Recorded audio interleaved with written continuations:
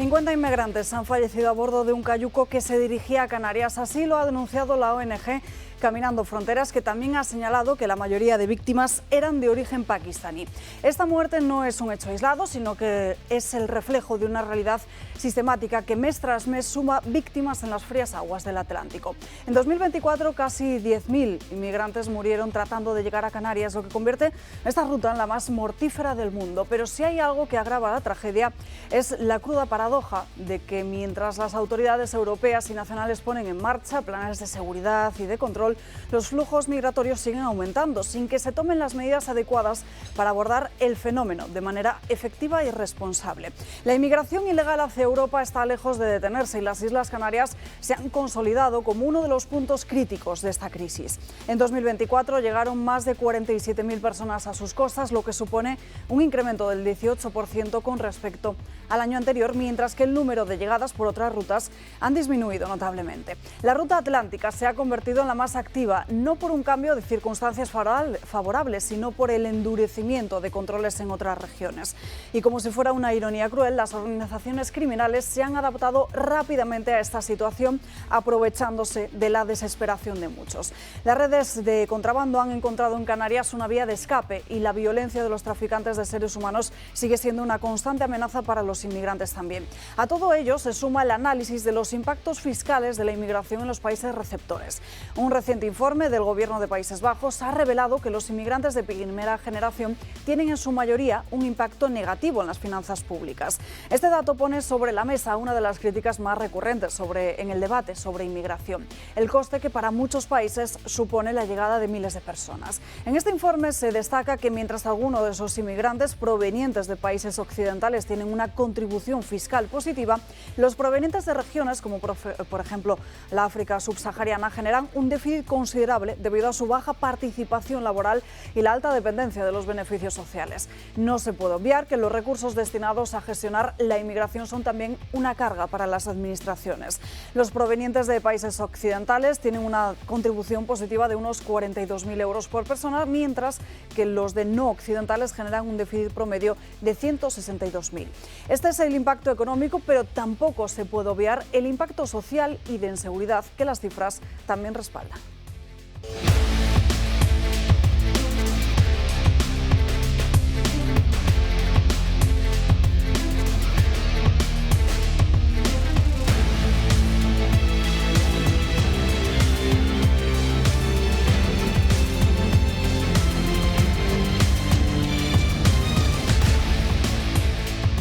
Muy buenos días, arrancamos este jueves 16 de enero, ya casi nos acercamos al fin de semana aquí en Dando Caña. Recordamos que en el santoral del día de hoy celebramos San Marcelo I Papa. Muchísimos asuntos encima de la mesa en el día de hoy, pero comenzamos por lo más inmediato. Es noticia de última hora, acabamos de conocer cómo en el Congreso de los Diputados se ha pospuesto esa decisión de si se admite a trámite o no la cuestión de confianza que en el pasado mes de diciembre Junts ponía encima de la mesa. Esto se produce además en vísperas de que el propio Carles Puigdemont reúna en Bruselas a su Diputación Permanente para decidir el futuro de la legislatura, para decidir si continúa apoyando al gobierno de Pedro Sánchez o no lo hace. Ha sido el Partido Socialista y también el Partido de Sumar los que con su mayoría han permitido que se aplace esta decisión. Se dan cita en la próxima semana, en la próxima reunión de la mesa de la Cámara Baja para tomar una decisión sobre esa cuestión de confianza, pero en estos momentos esa decisión está en el aire y de esta forma continuarán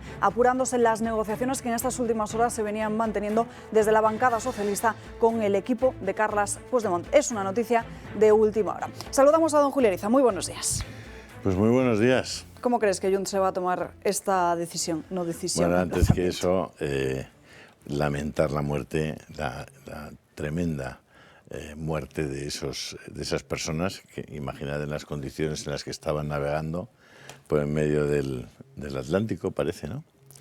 Y bueno, y el trágico y triste final de unas personas que han sido sometidas a ese riesgo por gentes que son criminales, que han cobrado unas cantidades enormes de dinero y que, bueno, el resultado de esa imprudencia y de esa acción criminal ha sido la muerte de esa gente.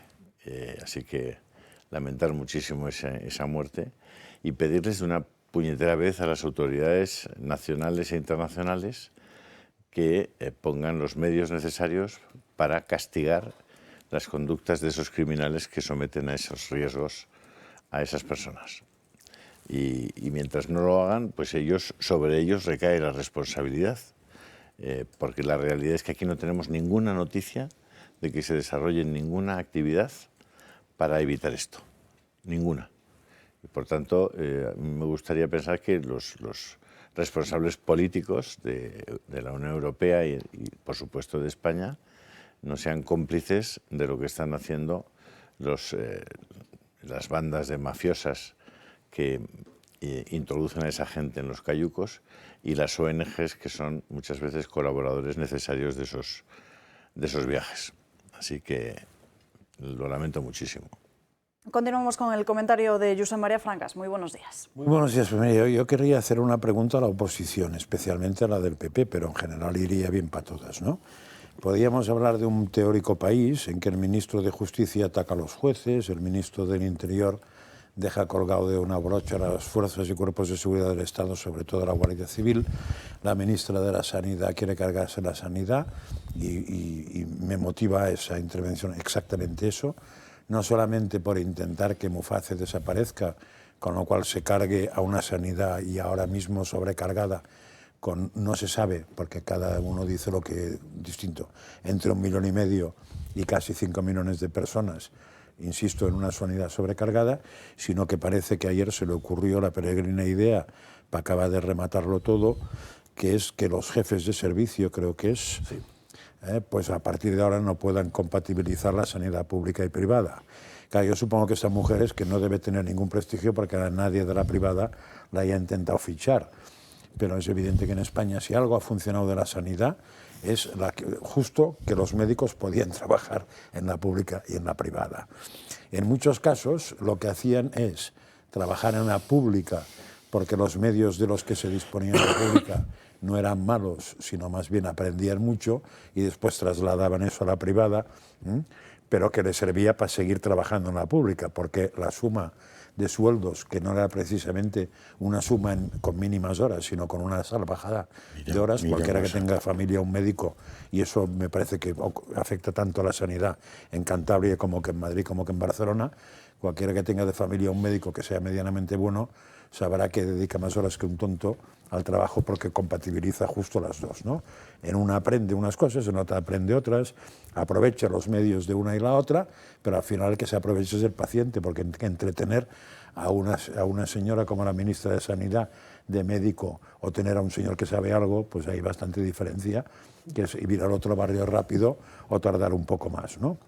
Si además de eso que he explicado le sumamos a un jefe de Estado, a un presidente de gobierno que se empeña en desmantelar el Estado de Derecho, no solamente amordazando a la sociedad, sino incluso a la justicia, entonces no sé la oposición una y la otra a qué espera para decir hasta aquí hemos llegado y ya no hay nada más que discutir, porque a base de discutir se va prolongando la agonía de ¿quién? Del puñetero ciudadano, en cuyo caso uno de ellos soy yo.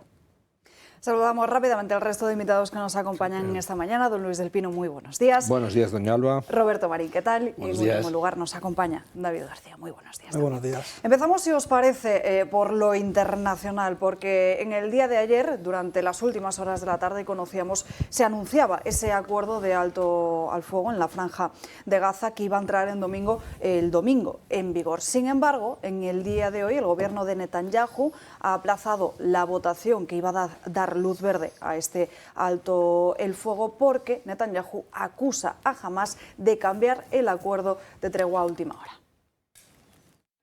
Posible acuerdo entre Israel y Hamás. Joe Biden ha confirmado el alto el fuego.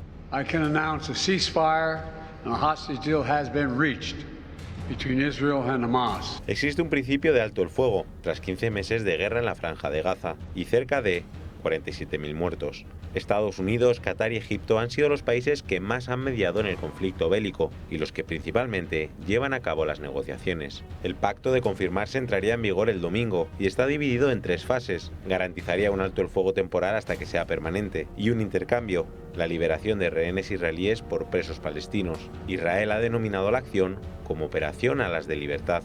y de forma gradual la retirada de las tropas israelíes del centro de Gaza y la vuelta de palestinos desplazados. La decisión de quién toma el control de ciertos enclaves, la entrada de ayuda humanitaria y la reconstrucción, y así hasta llegar al final de la guerra permanente. A pesar de que Qatar y Estados Unidos confirmaron el alto el fuego, el ejército israelí ha atacado la franja de Gaza y se han contabilizado más de 50 muertos. Tanto Biden como Trump compiten por conseguir el reconocimiento de ser los que han conseguido el acuerdo. Biden se apunta al tanto por ser el resultado de su convenio planteado, pero la administración Trump deberá confirmar y desarrollar la continuidad del acuerdo. The elements of this deal were what I laid out in detail this past May, which was embraced by countries around the world and endorsed overwhelmingly by the UN Security Council. I'd also note this deal was developed and negotiated under my administration, but its terms will be implemented, for the most part, by the next administration. Antes de las declaraciones de Biden, Trump se adelantó a través de su red social, confirmando el trato y la liberación de rehenes, y afirma que el alto el fuego solo podía haberse producido como resultado de su histórica victoria de noviembre. Desde la oficina del primer ministro británico han agradecido la ayuda para liberar los rehenes israelíes a Donald Trump. Netanyahu habló con él por teléfono y han acordado una reunión en Washington, y después habló con Biden y le agradeció su implicación y ayuda. Estados Unidos definitivamente ha aportado, pero las dos administraciones quieren el reconocimiento. Así ha reaccionado Biden tras ser preguntado sobre quién es el responsable de la tregua, él o Trump. Is that a joke? Bueno, es crisis de último minuto en Israel. Netanyahu lo que está es acusando a Hamás de intentar renegociar, dicen, las partes de ese acuerdo para lograr así más concesiones. Luis. Vamos a ver, es un acuerdo enormemente complicado. Evidentemente el que ha hecho de broker al final para que salga adelante es Trump. Biden lleva año y pico y no ha sido capaz de sacar adelante un acuerdo. Ha bastado con que llegara allí el enviado de Trump y ha logrado arrancar ese acuerdo de manos de Netanyahu. Es un acuerdo difícil porque exige muchas comprobaciones, hay muchas fases y es un acuerdo que pues muy posiblemente iba a saltar por los aires antes o después, porque jamás quiere cualquier cosa menos un acuerdo. Y dentro del gobierno israelí hay muchísimo enfrentamiento, muchísimas dudas. La derecha religiosa no está dispuesta a que jamás se vaya de rositas, y no ha ayudado mucho el que al hacerse público el acuerdo pues hayan salido los palestinos con traje de Hamás a las calles en Gaza a celebrarlo como una victoria del terrorismo. Dices, hombre, pues no, en esas condiciones difícilmente puede Netanyahu vender el acuerdo a su propia población, que dice, no llevamos año y medio de guerra y 400 y pico soldados muertos, además de los muertos del 7 de octubre, para que ahora encima los terroristas otra vez vuelvan al poder en Gaza, ¿no? No, yo diríamos, la reacción ayer superficial fue de todo el mundo aplaudir con las orejas, ¿no? La prensa española sobre todo. Yo la pregunta que me hago entonces, ¿para qué ha servido todo lo que han hecho? Es una duda que tengo, pero que la suelo tener habitualmente, la tengo con eso y la tengo el día que llegue un acuerdo para Ucrania, diré lo mismo, entonces ¿para qué ha servido todo lo que se ha hecho, ¿no? Yo estaba no había profundizado más, pero esta mañana he tenido la suerte de oír el programa de Luis y ya con los que teníais en la tertulia me ha quedado claro que como mínimo hay que poner muchas dudas a este acuerdo, porque realmente no parece que haya sido una victoria de nadie, sino más bien una manera de salir airoso, jamás, que va a seguir con lo mismo dentro de un tiempo. Pero a priori era una cosa para aplaudir el hecho de que se pare una guerra que, objetivamente, si se para aquí o se para dentro de una semana o dentro de 15 días, no habrá servido para nada. Pues es cierto que el conflicto, la resolución del conflicto genera serias dudas, porque es verdad que, bueno, primero estamos negociando con quien se está negociando con quien se está negociando, que tampoco sabemos muy bien hasta qué punto es de fiar toda esa parte de Hamás. Es verdad que los tres interlocutores, dos de ellos ayer anunciaban esta noticia, y fue cuando entonces la parte de Hamás se revolvió diciendo que sí que reconocían, pero no del todo el acuerdo. Entonces yo creo que la fiabilidad estaba en jaque en ese mismo momento. Yo, a partir de ahí, creo que la resolución y la llegada de la paz es una buenísima noticia, siempre y cuando sea verdadera y duradera. Y además creo que viene a solventar uno de los grandes problemas que tiene Israel, por otra parte, que es lo que decía Luis, los miembros del propio gobierno. Entonces yo creo que el conflicto, tanto que tienen interno como externo, viene a complicar todavía más estas resoluciones. Entonces es verdad que posiblemente se lanzaron las campanas al vuelo antes de lo que tocaba que todas las partes ratificaran toda esa parte. Al margen de que si esto se va a mantener en el tiempo es perfecto, y luego pues asegurarnos, ¿no?, un poco esa parte de Hamás, ¿no?, esa parte terrorista, pues que evidentemente su palabra es bastante poco de fiar y así lo están demostrando. David. Bueno, yo creo que es evidente que Trump ha vuelto, y ha vuelto como lo hizo la primera administración, llevando acuerdos de paz, o por lo menos tratando de calmar las aguas en aquella situación. Está claro que, como estamos diciendo todos, estamos negociando con un grupo terrorista como es Hamás, un grupo terrorista que recordemos que aplaudió a nuestro presidente del gobierno, y nosotros yo creo que lo que primero que tenemos que hacer es pedirle a Pedro Sánchez que le cierre el grifo al grupo terrorista Hamás, que cierre de una vez por todas alimentar económicamente a estos terroristas, que lo único que buscan, como bien ha dicho Luis del Pino, celebrar una victoria, mantenerse y seguir haciendo lo mismo. O sea, el problema que tenemos es que no va a cambiar la situación en Gaza mientras Hamás tenga esa posición de poder, mientras Hamás continúe con la ministra. Y Francás tiene razón, dice que ya te puedes preguntar de qué ha servido. Bueno, en este momento, si conseguimos que vuelvan a casa y se ven los rehenes, ya es un paso adelante. Yo creo que con la llegada de Trump volveremos a ver esa situación de 4 años de estabilidad. Yo creo que puede aportar esa tranquilidad, esa estabilidad de lo que es una administración fuerte en Estados Unidos como va a aportar Trump, y no lo que hemos visto ni con Biden ni vimos en su momento con Obama. Yo creo, lo que ha dicho Francás, la verdad es que es muy interesante el de qué ha servido, ¿no? Tanto aquí en Gaza como en Ucrania. Efectivamente, o sea, es que en Gaza han sido 500 israelíes muertos, en Ucrania las decenas y decenas de miles de ucranianos defendiendo su territorio, y dices, si al final se llega a un acuerdo donde se da en parte la razón al agresor, ya sea Putin, ya sea Hamás, dices, entonces ¿de qué ha servido todo, no? Lo que pasa es que ahí ese es un razonamiento que, si nos fijamos, se parece mucho al del ludópata, en el sentido de que uno coge, llega al casino, empieza a apostar, lleva perdidos 700 euros en una noche y dice, claro, si paro ahora, pierdo lo que llevo hasta este momento. Dice, es que si no paras ahora, en lugar de 700 vas a perder 5.000, ¿no? Haber empezado. Entonces, claro, la pregunta es...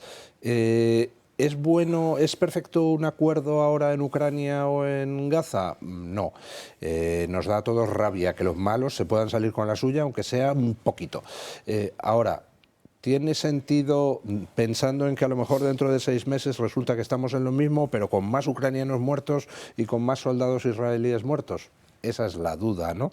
Y claro, pues el problema es que si tuviéramos claro cuál es exactamente el objetivo que todos queremos y se pudiera alcanzar, pues adelante con los faroles. Pero en el caso concreto de Gaza, el problema es que tampoco Israel sabe exactamente qué es lo que quiere. ¿En qué momento declara la victoria Israel en Gaza?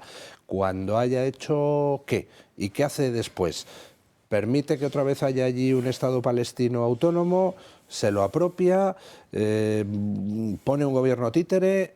Pues dentro de la sociedad israelí hay una discrepancia de opiniones brutal. Sí, sí. Hay gente que dice, no, abandonemos Gaza para siempre y que hagan lo que les dé la gana allí, pero tampoco es solución porque organizan atentados contra Israel. Entonces es un follón de 3 pares de narices. Tampoco me parece que sea muy equiparable, aunque la he equiparado yo, Ucrania-Rusia e Israel-Gaza, porque me parece que en Ucrania-Rusia Rusia es la que invade, pero hay todo un tema histórico que haría muy discutible el tema o muy matizable, cosa que en el caso de Israel y los palestinos me parece que no había nada que matizar. Es decir, entran unos tíos a hacer el salvaje y de alguna manera hay que responder. Yo en su momento lo que dije es que me parecía que la solución era la peor de las posibles soluciones, y que me apuntaba más a una solución que yo la llamaba solución Múnich, que era cuando en vez de ir a por todos se iba por las cabezas. Lo cosa que se hizo con los atentados de Múnich, que hizo Israel, que es apuntarse quién ha sido y dame tiempo que voy a ir. Claro, la solución ideal no existe, puede ser, eso que dices tú es verdad, o sea, tenemos en un tiempo, vamos a acotar el tiempo a mitad, si a mitad nos retiramos, pues he perdido todo eso, pero me ahorro de perder aquello. Bueno, pues entonces, en vez de esa mitad, vayamos a esta. He perdido todo eso, que es menos que esto, pues vamos a la mitad de este, vamos a la mitad de esta, vamos a la mitad de esta. Eso sería en filosofía casi lo de Platón, y entonces le comento que dices, entonces, ¿por qué coño he empezado?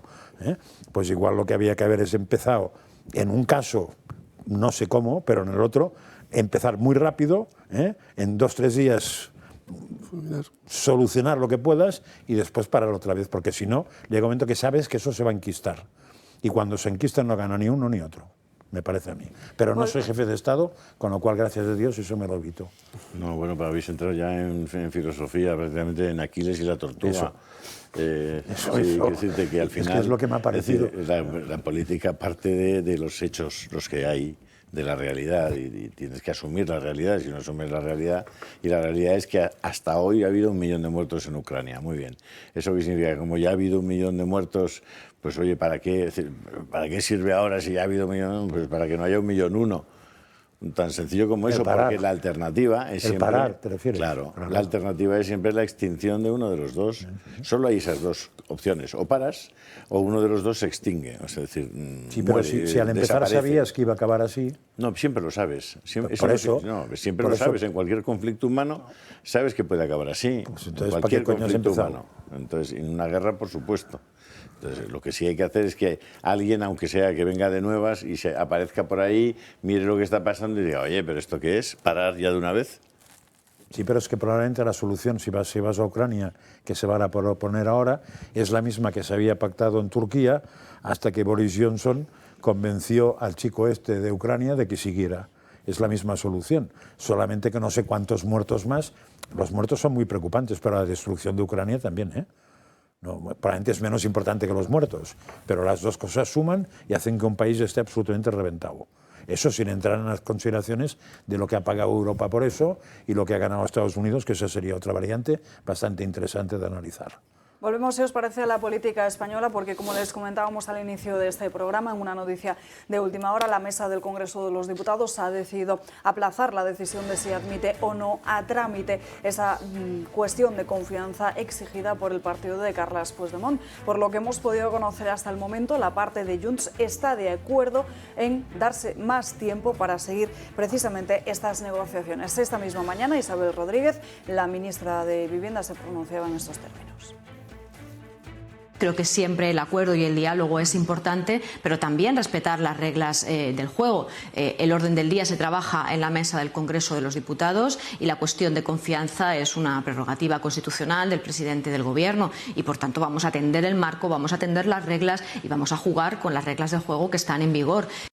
Bueno, ya en esta misma mañana, a primera hora del día, leíamos en muchos medios de comunicación cómo desde el Partido Socialista se intentaba negociar hasta el último minuto con Junts para evitar esa ruptura total por parte del partido de Carles Puigdemont. Aseguran que no hay ninguna prisa porque se trata de una proposición no de ley. Inciden que además es un tema relevante porque así se pueden generar precedentes. No hay prisa, se seguirá analizando, en otras palabras, se seguirá negociando por ambas partes. Por cierto, también que Sumar se metía en este lío a última hora del día de ayer, asegurando que hay división interna en qué hacer, si apoyarían esa cuestión de confianza, que se admitiera, que se pudiera celebrar o no, en medio además en un contexto en el que ya saben que hay un enfrentamiento abierto entre Yolanda Díaz y Carlos Cuerpo por la cuestión de la reducción de la jornada laboral. A ver, yo no tenía ninguna duda que Puigdemont le da igual hoy que pasado mañana, porque lo que intenta con eso es fundamentalmente que el otro se retrate, que el otro, diríamos, le bese los pies. Y si en vez de besárselos hoy se los va a besar mañana y ya está. Y si en vez de besar los pies le regala un supercoche, un Ferrari, pues ya hemos sacado el Ferrari. Y Sumar, me parece que pasa lo mismo. O sea, Sumar ahora mismo no pinta un pimiento.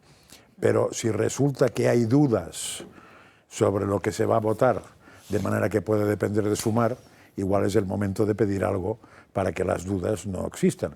Porque lo que está claro es que Pedro Sánchez no tiene ningún interés en que, aunque le importe bastante poco, en que el Congreso diga que le sugiera una moción de confianza, porque puede decir que muchas gracias por el sugerimiento, pero no me interesa.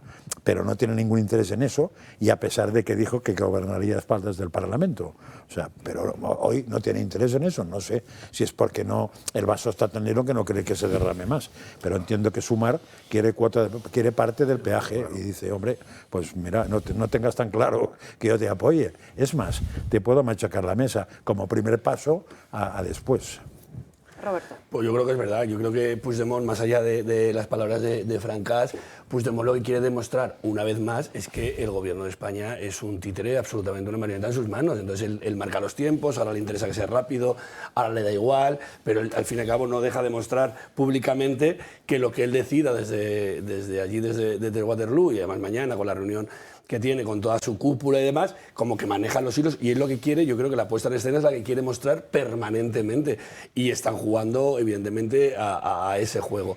Luego el papel de Sumar, pues efectivamente se ha encontrado en una tesitura que los días anteriores ya hemos visto ese enfrentamiento que tú también comentabas con Carlos Cuerpo. Entonces pues es el momento de, como decimos aquí habitualmente, a río revuelto garance de pescadores. Pues vamos a pedir, y si me lo dan, pues confiamos en el presidente, y si no me lo dan, pues le vamos a hacer sufrir hasta el último minuto, mostrando una vez más, hasta de sus socios más directos, la debilidad de este gobierno, encabezado por el presidente del gobierno, obviamente.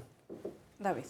No, yo creo que no, yo creo que es evidente que Puigdemont está muy cómodo donde está ahora mismo, la posición que tiene de fuerza, y sabe que sus votos tienen ese peso muy importante, y está dispuesto a sacar todo lo que pueda Sánchez y a controlar la situación. Hay que tener en cuenta también la guerra que tiene ahí Esquerra Republicana y Junts en Cataluña, por controlar quién es la fuerza separatista que controla Cataluña, y Junts está en esa jugada. Junts está en una situación amenazando siempre con golpear, aunque luego finalmente no golpea, lo vimos en el último pleno, como parecía que estaba todo roto, y al final terminó dando apoyos a ciertas votaciones. Y Waterloo... Siempre a última hora, ¿eh? Sí, además, os puedo contar aquí perfectamente cómo entra Junts en formación después de la reunión al Congreso, cómo se van rápidamente a la cafetería y toman la decisión. O sea, se ha visto más de una vez. Yo en el momento que veo esa jugada ya sé que van a cambiar el voto y al final van a apoyar. O sea, porque es el modus operandi que tiene... Es como digo yo, cuando te dedicas a aprender de tu enemigo y a observarlo, ves cómo actúa la situación, y en este caso la señora Nogueras pues tiene ese modus operandi totalmente absoluto, que ya lo ha hecho varias veces. ¿No decide ella? Es la jugada que hace siempre Junts. Al final no golpea, amaga, porque lo has dicho tú, no igual que hoy, que la semana que viene. Pero lo que demuestra es, una vez más, Sánchez baila al son de Puigdemont, lo tiene completamente bailando su son, y marcan el paso. Y mientras puedan sacar todo lo que quieran de intereses, van a estar ahí. Ellos van a tensar la cuerda sin romperla, porque ahora mismo la situación que están dando las encuestas saben que si cambia de color el Parlamento, sabe que para ellos se acabó la situación.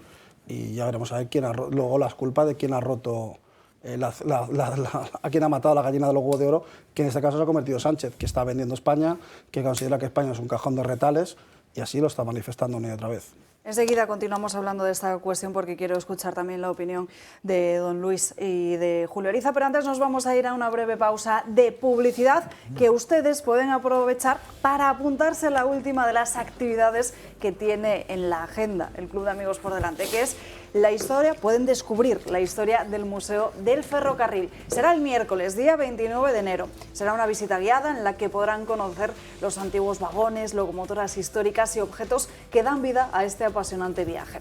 Conozcan cómo el ferrocarril cambió el rumbo de las ciudades, las economías y también las vidas de las personas. Pueden apuntarse en ese número de teléfono que están viendo en sus pantallas. Si lo prefieren, escribir un correo electrónico a clubdeamigos@clubdeamigos.org, o ese número de teléfono, el 91 616 24 64, el mismo número de teléfono al que deben llamar para darse de alta como socios del Club de Amigos, si todavía no lo han hecho. Deberían hacerlo. Deberían hacerlo. Creo yo, es una opinión. Vayan haciendo. No sé cómo lo ves. La tú, buena acción del ayer, año. Julio, ayer que no estaba yo en el programa, sí, pero estaba viéndolo con gente, me dijeron, ¿qué corbata más bonita hoy sí llevó Julio? Hombre, ay, no has hecho 3 de 3. Muchísimas, no, tienes toda la razón. En fin, es que no soy nada presumido. Yo te digo lo que dijeron. Así como el día anterior te dije que... Sí, no dijeron bueno, nada. Dejaos de corbatas, que llamen nuestros espectadores a este teléfono del Club de Amigos. Es el 91 616 24 64. Publicidad y aquí les esperamos. Ya estamos de vuelta andando caña, pasado 1 minuto de las 12:30 del mediodía, las 11:30 en Canarias. Antes de esta breve pausa de publicidad les decíamos que debían hacer sus llamadas al Club de Amigos. Lo que les decimos ahora es que se vayan al canal de Telegram de Julio Ariza para estar al tanto de lo último que está publicando, que desconozco qué es. Bueno, hay un artículo muy interesante que explica cómo ha salido, es decir, ¿recordáis que había una periodista italiana que estaba encarcelada en Irán? Y había, por otra parte, un científico iraní que estaba encarcelado en Italia y se ha producido el canje entre los dos. Sin embargo, la opinión pública no ha conocido la relación de ese canje, efectivamente, ¿no? Que, por cierto, se produjo en el mismo Falcon del ejército italiano, del Estado italiano. Y es interesante conocer los detalles de ese asunto, en el que Trump, obviamente, como ya en casi todo, no es ajeno, ¿no? De todos modos, entramos en una época en la que cualquier cosa que ocurra en Villanueva de la Cañada, Trump ya será el responsable. Así que, por lo menos, hagámonos a la idea. No sé si lo has dicho tú esta mañana en el programa, que la AfD ha dicho que ellos reconstruirán y arreglarán el Nord Stream. No. Ya pues lo han declarado. Han dicho que ellos... Pues dijeron que era imposible. Pues no, arreglar el Nord Stream, no tan posible como hacerlo. Sí. Hombre, hacer uno nuevo, sí. Y arreglarlo también, seguramente. No sé, de hecho, han dicho que lo van a recuperar. No, pero es que a mí me chocó mucho que... Es decir, que van a recuperar la vía de importar gas de Rusia. Pero me chocó mucho que cuando hubo las explosiones se dijo que eso ya lo había destrozado para siempre. Claro. Dice, hombre, pero ¿qué razón habría si hay una razón para cortar en seco la guerra de Ucrania, volver a la paz y, por tanto, volver a una relación normal entre los países europeos y Rusia? ¿Qué razón habría para que no se recuperaran también otras relaciones comerciales, digo yo? Enseguida, si queréis, planteamos esta cuestión en la mesa. Marien. Mientras tanto, pueden irse a la lectura en el Marien. canal de Telegram de Julio. Nos vamos con Marien Vallejo. Efectivamente, muy buenos días, porque tenemos que hablar de las últimas polémicas que cercan al ministro de Interior, unas más, a Fernando Grande Marlaska. Muy buenos días, Salva. Así es. España, por estas fechas, como todos los años, prácticamente se congela. Lo habrán notado que las temperaturas de estos últimos días han bajado mucho, y quienes más lo notan son aquellas personas que trabajan en el exterior. Un ejemplo de esto es la Guardia Civil. La Asociación Independientes ha denunciado que, a pesar de haber solicitado la dotación de uniformidad de acorde a estas bajas temperaturas, todavía siguen sin ropa adecuada. El año pasado, por ejemplo, Interior repartió guantes y calcetines térmicos, pero este año no ha pasado nada de esto. Y no es un caso aislado. De hecho, las unidades de intervención y de seguridad ciudadana de la Guardia Civil llevan tiempo denunciando la falta de material, como chalecos antibalas, grilletes de alta seguridad o porras. Esto provoca, según afirman, un evidente riesgo para los propios agentes. Un problema que a día de hoy no ha recibido ninguna solución por parte del Ministerio del Interior. Pero no es el único problema al que se enfrenta Fernando Grande Marlaska. El Tribunal Superior de Justicia de Andalucía ha estimado el recurso de un agente también de la Guardia Civil que reclamaba el pago de los atrasos correspondientes al periodo en el que estuvo excluido. Para explicar esta cuestión hay que remontarse al año 2016, cuando ese agente, por aquel entonces aspirante, fue declarado no apto en el reconocimiento médico por usar lentillas. Tras recurrir esta decisión, una sentencia del 2018 le dio la razón, anuló la exclusión y le permitió continuar con ese proceso. En 2021 fue nombrado ya Guardia Civil, y además con antigüedad retroactiva, es decir, desde el año 2018. Los pagos de todos esos años son los que ahora exige el Ministerio de Marlaska.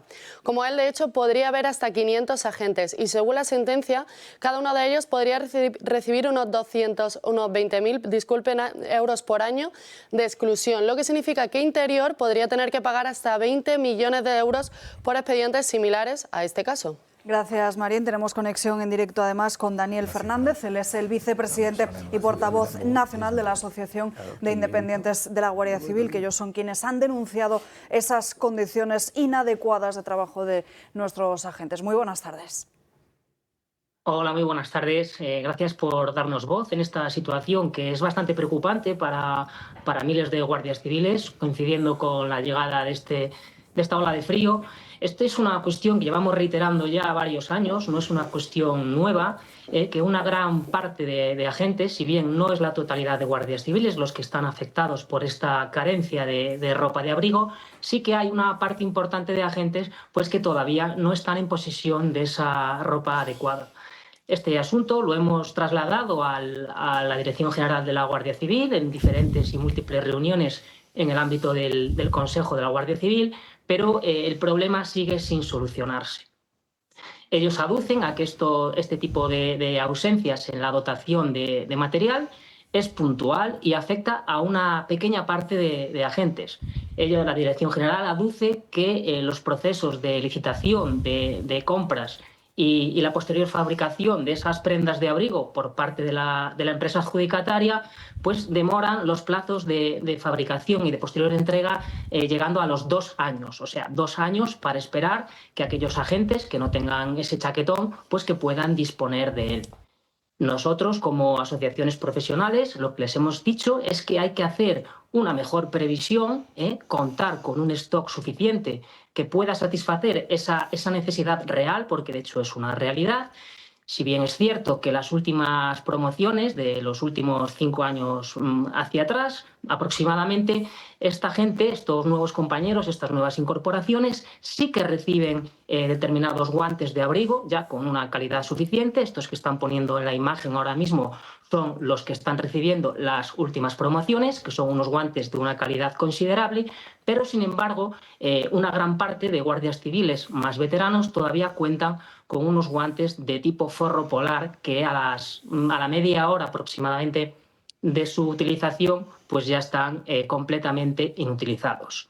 Además, los guardias civiles de seguridad ciudadana, en su uniformidad consta de una gorra, la típica gorra estilo béisbol, como así se conoce, que no protege las orejas y, lógicamente, cuando un guardia civil realiza su jornada laboral con un mínimo de 8 e incluso hasta las 12 horas de servicio, pues, lógicamente, lo sufre mucho esta necesidad.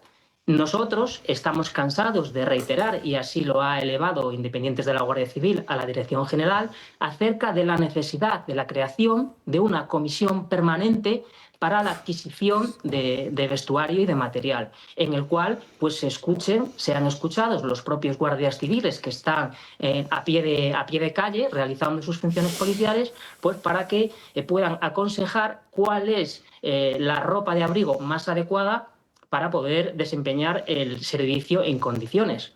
Porque lo que no es de recibo a día de hoy es que un guardia civil tenga que ponerse un montón de capas, estilo una cebolla, por decirlo coloquialmente, porque operativamente, en caso de tener que intervenir ante algún tipo de actuación policial que así lo requiera, pues es muy complejo. Imaginémonos, por ponerlos en situación, que un guardia civil en una situación de frío, como puede ser Huesca, Aragón, Teruel o cualquier provincia de interior, incluso localidades de montaña, a toda esa problemática de ponerse muchas capas, se tienen que poner por encima el chaleco antibalas, con lo cual operativamente dificulta mucho los movimientos de los agentes. Claro, es que estamos hablando, porque nos entiendan también los espectadores, de lugares, de municipios por encima de los 1000 metros en los que la temperatura es, congeladora, además con este frío que estamos sufriendo en nuestro país, donde incluso ayer se registraban temperaturas de menos 12 grados centígrados. Desde luego son condiciones indignas, y esa ropa que están usando es la misma que usan otros agentes, como son los canarios o los propios andaluces. Pero es que no solo hablamos de la vestimenta, también hablamos de que faltan chalecos, porras y grilletes. Así es, este es otro asunto aparte, el cual podríamos dedicar bastante tiempo a tratarlo. Nosotros hemos reivindicado por activa y por pasiva la dotación de material policial, como son las pistolas eléctricas conocidas como Taser, pero bueno, en lo referente a la ropa de abrigo, tenemos que ser conscientes que España es un país con un gran contraste climático entre las distintas regiones, y ello hace que sea necesario pues, que aquellos agentes que estamos en la calle desempeñando nuestras funciones policiales en lugares con climatología adversa, se nos dote de una ropa en condiciones. E incluso, a lo mejor, hay que también meter en esa ecuación de variantes a la hora de fabricar el material, pues que la gente a lo largo de su trayectoria profesional pues cambia la complexión, esa ropa se desgasta, hay que reponerla. A lo mejor no es suficiente con que a cada agente se le dote de un chaquetón de abrigo, pues a lo mejor en determinadas zonas del territorio nacional hay que dotar a ese agente de 2 chaquetones. Pues ¿para qué? Pues porque si durante el servicio ese chaquetón sufre algún tipo de humedad, se moja, pues, y al día siguiente tiene que entrar otra vez a trabajar a las 6 de la mañana, lógicamente esa prenda de abrigo no tiene un tiempo suficiente para que se seque y para poder aportar el confort climático a esa gente. Daniel Fernández, esperemos que tomen nota en el Ministerio de Interior. Ha mencionado a Huesca o Aragón o tal, pero yo... Muchísimas gracias, un saludo. Yo soy de Pamplona, he hecho bastante montañismo y no recuerdo ninguna situación en la que haya pasado más frío que haciendo la guardia al lado del Tajo en la Academia de Toledo. De 2 a 4 de la mañana. Sí, así es. Son localidades especialmente frías y ello requiere pues, que los guardias civiles que estén desempeñando esos cometidos se les dote de esa uniformidad. Bien es cierto, hay que decir que la Guardia Civil cuenta con unidades, como puede ser la unidad de montaña, que ya están en posesión de esa ropa adecuada y es una ropa específica. Incluso cuentan con gorros, con pantalones y con botas especialmente adaptadas a esas condiciones de frío, pero hay una gran parte de agentes, y es una realidad, por mucho que desde la Dirección General de la Guardia Civil digan lo contrario, que todavía no disponen de esa ropa adecuada. ¿Y sabe usted si el resto de cuerpos, por ejemplo, la Ertzaintza o los mozos de la escuadra, están pasando por la misma situación de imprevisión? Nosotros actualmente no tenemos el conocimiento de que compañeros de otros cuerpos policiales tengan carencias de vestuario. Lo que sí que somos conocedores, porque hablamos con compañeros de otros cuerpos policiales, que en cuanto a medios o materiales, pues lógicamente están mejor dotados. Por ejemplo, Policía de Madrid, Policía Municipal de Madrid, solo hay que darse un paseo por sus calles pues para ver que realmente ellos prestan servicio con medios policiales, incluso pistolas Taser, y que Guardia Civil, por el contrario, una gran parte de los agentes carecemos de ellas. Pues aquí lo vamos a dejar, Daniel Fernández. Esperemos que tomen nota en el Ministerio de Interior. Muchísimas gracias por atendernos en esta mañana. Sí. Gracias a ustedes, que tengan buen día. Un saludo a toda la mesa. Muy amable. Cambiamos ahora de asunto y nos vamos, si os parece, a página de tribunales, porque esta misma mañana leíamos en el Confidencial novedades sobre el fiscal general del Estado. Atención, porque pidió asesoramiento al jefe de seguridad informática de la Policía Nacional. La Fiscalía tramitó esta petición el pasado viernes.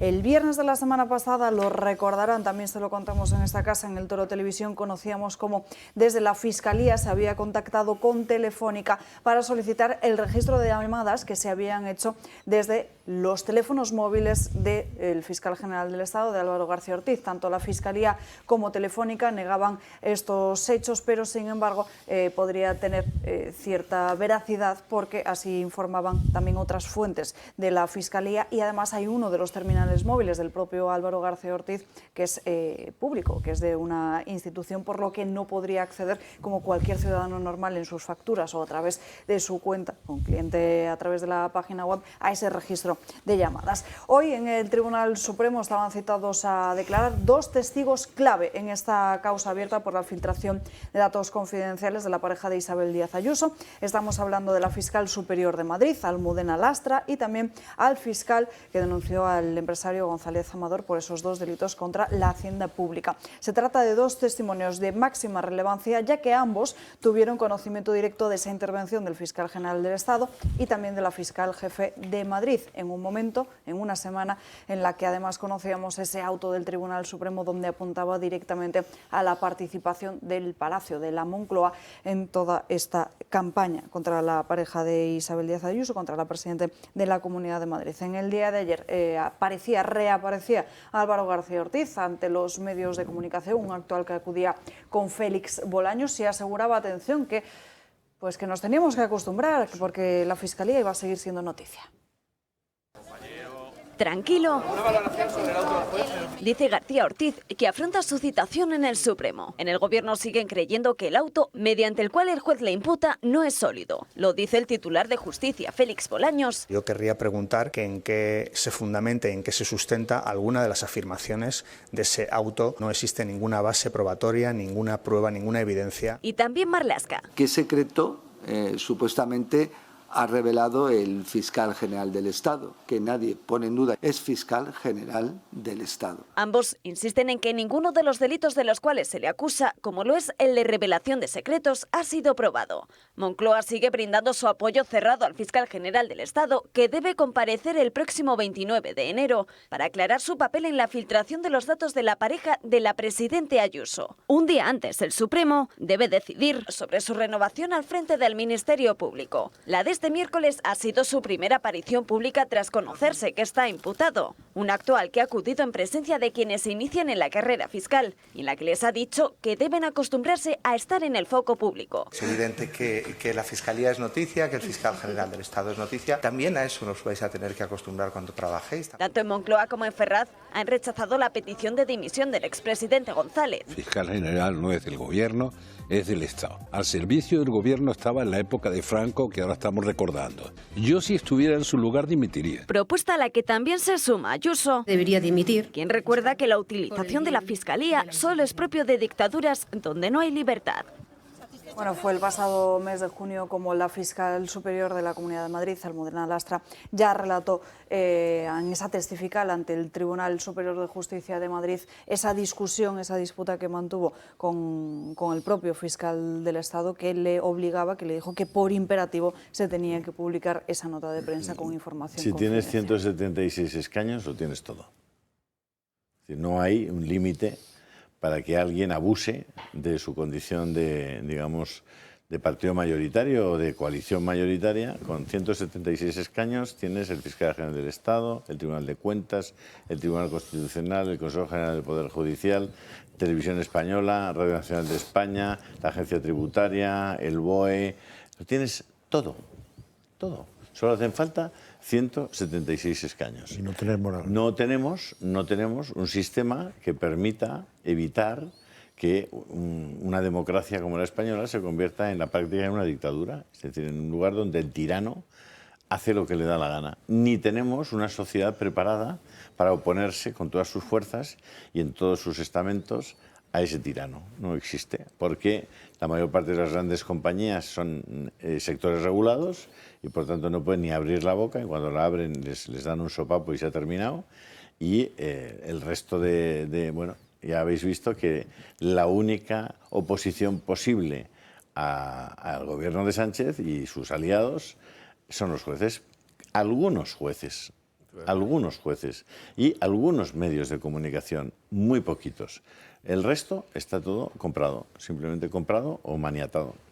Sí, además si tienes que el tirano no tiene moral, todavía peor. Es que los tiranos no tienen moral, claro, si no, no serían tiranos. Ya, pero desgraciadamente toda la arquitectura de un Estado se basó diríamos, en la normalidad del político, no en la anormalidad patológica del político. Y lo que habría que haber hecho... Se basó mal. Y en la lealtad de las comunidades autónomas también. Sí, claro, lo que habría que haber hecho se basó mal.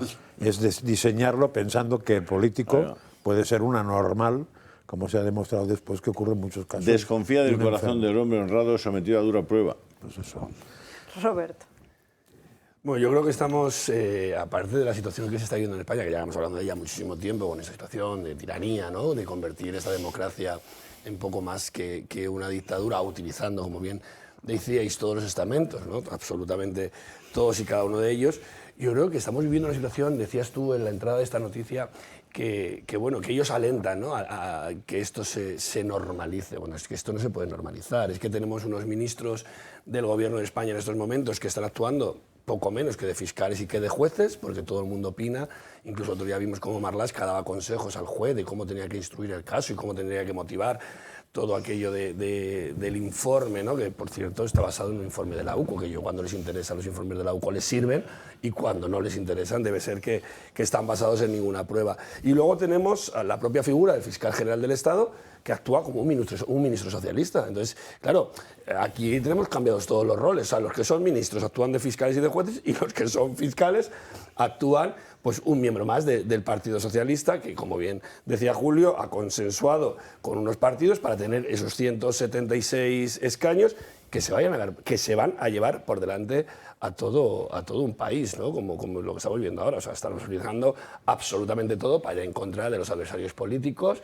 O sea, el señor fiscal general del Estado decía, ¿no?, en esas declaraciones que pudimos ver en el mes de junio, que supongo que las de hoy irán en la misma línea, con la famosa frase de es imperativo. O sea, ¿cómo que es imperativo? Es que no puede ser. O sea, te están diciendo que se puede hacer de otras maneras. La fiscal general, también superior, decía que, bueno, que es verdad que habría que desmentir o que se podría utilizar según qué forma para desmentir, pero nunca dando datos privados de absolutamente nadie. O sea, que hay formas de hacer las cosas medianamente bien. Entonces, ¿por qué tiramos siempre para lo mal? Porque evidentemente estamos efectivamente en un gobierno repleto de tiranos y de narcisistas, cuanto menos, claro. Y se persigue otra cosa. Claro. No se perseguía, ahí no se perseguía rectificar un bulo, sino se perseguía el dejar ataque político, claro, poner Entonces, claro, eso al pie de los caballos a una cosa. persona, con lo cual, claro, Antes la decía, solución de esa señora no servía para nada, porque esa era la solución normal.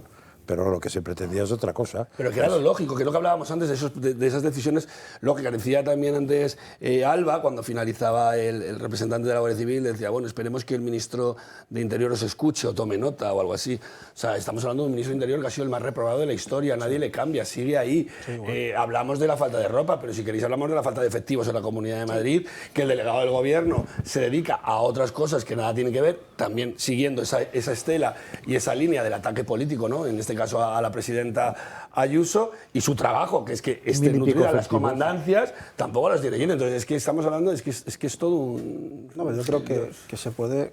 Cuando decíamos que Sánchez era un dictador, la gente se echaba las manos a la cabeza, y yo creo que tenemos razón. O sea, es que la corrupción de este señor no tiene parangón. Es una dictadura. Está... Ni límite, que es peor. Es que, antes decía Francas, claro, esto se construyó hace 45 años, necesita la palabra que era honor, que estaba diciendo que tal.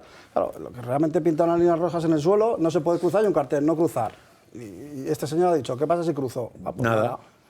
¿Es que no tenemos ningún sistema para parar? No. Tú politizas el Tribunal Constitucional y se dicta sentencia el fiscal general y todos los organismos que puede escoger y puede estar. Y lo que está haciendo es construir se crea un jefe de Estado y está construyendo un Estado a su imagen y semejanza, donde puede controlar todo, donde puede coger y proteger a su familia, sus bienes, sus ministros, que son, lo dices tú, ministros actuando como fiscales, como jueces, con total impunidad. ¿Por qué? Porque la mayoría de la población está adormecida y los medios de comunicación comprados, sujetos, porque dependen del dinero público, tiene a todo lo que tiene que frenar, lo tiene colonizado completamente, y no existe herramienta de freno, salvo unos cuantos valientes que estamos plantándole cara de hace mucho tiempo a este señor, diciéndole por su nombre lo que es un dictador que se está cargando directamente la democracia en España, porque este señor está utilizando todo el Estado a su servicio, porque lo que busca es ser el jefe del Estado y tener plenos poderes. Ese es el objetivo de Pedro Sánchez, perpetuarse en el poder, ser el jefe de Estado y tener plenos poderes. Y además esto ya lo dijo Santiago Abascal el lunes, y cuando decíamos dictador se echaba la mano a la gente a la cabeza. Ahora todo el mundo le llama dictador y lo estamos viendo aquí. Esto que estamos diciendo, por desgracia, si no se pone freno, se cumplirá. Quiere ser el jefe de Estado con plenos poderes para hacer y deshacer. Y aquel que le tose, dentro de poco veremos a ver cómo... Pero una historia muy reciente, eso ocurrió. Había un señor que se llamaba Hitler, que en base a ganar unas elecciones transforma todo un país a su imagen y semejanza y hace las salvajadas que hace. O sea que el legislador español podía haber aprendido de la historia inmediata.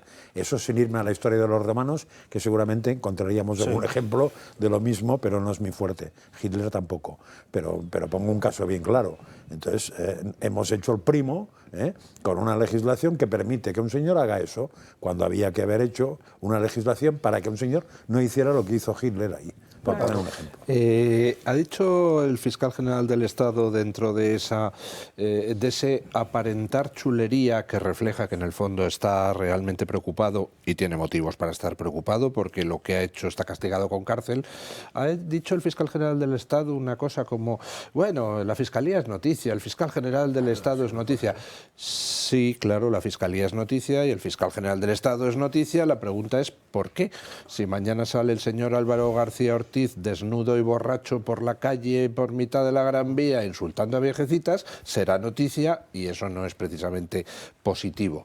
El problema es que la Fiscalía General del Estado es noticia porque tenemos un fiscal que es un presunto delincuente, que está imputado por el Tribunal Supremo y que no solo no dimite, sino que su jefe, que es otro, que algunos pensamos que es otro presunto delincuente, pues no le quiere cesar.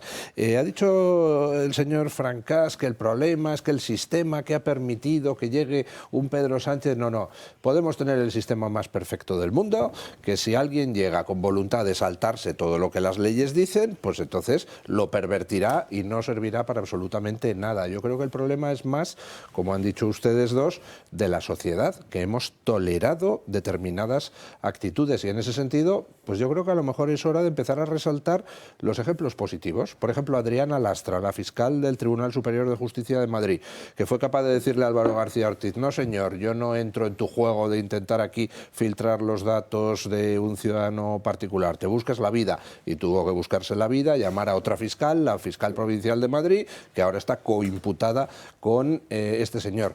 Y otro señor al que voy a poner en valor, hombre, Juan Lobato. O sea, Juan Lobato tampoco es que haya sido aquí el gran jabato, porque no paró las cosas, pero por lo menos no se dejó pringar, y gracias a él han avanzado las investigaciones un montón. Y ahora sabemos de dónde partió la filtración y a dónde llegó, a Moncloa, ¿no? Nos tenemos que ir a una breve pausa de publicidad en la que ya nos despedimos de Julio Ariza, pero mañana aquí a las 12, programa especial con ese informe de Estados Unidos acerca del subcomité del Congreso de Estados Unidos para el análisis de las consecuencias y del COVID-19. ¿Puedo colocar las fotos que me has enviado de...? Claro. Sí. Tenemos esas fotografías, las imágenes de esa reunión entre Carles Puigdemont y Oriol Junqueras en Waterloo. Sí. Es el primer encuentro, además. Atención, el primer encuentro que ambos mantienen después de haber sido escogidos respectivamente como líderes de sus partidos. Un encuentro, además... ¿La de zapatillas quién es? ¿La de zapatillas quién es? Pues dependerá de de hacer pilates o algo. Es que con esa distancia no distingo yo. Será de Esquerra. No, es de Esquerra seguro. Pero no. Tiene un aire a Ada Colau, pero no es. A esa distancia no distingo. ¿Qué fue de Ada Colau? Pues se ha retirado. No, o sea... Le han dado un puestecillo en la ONU, seguro. Quien se tiene que retirar de esta mesa es don Julio Ariza. Mañana aquí a las 12, Dando Caña. Mientras tanto, el canal de Telegram, Julio Ariza el Toro. Publicidad y volvemos.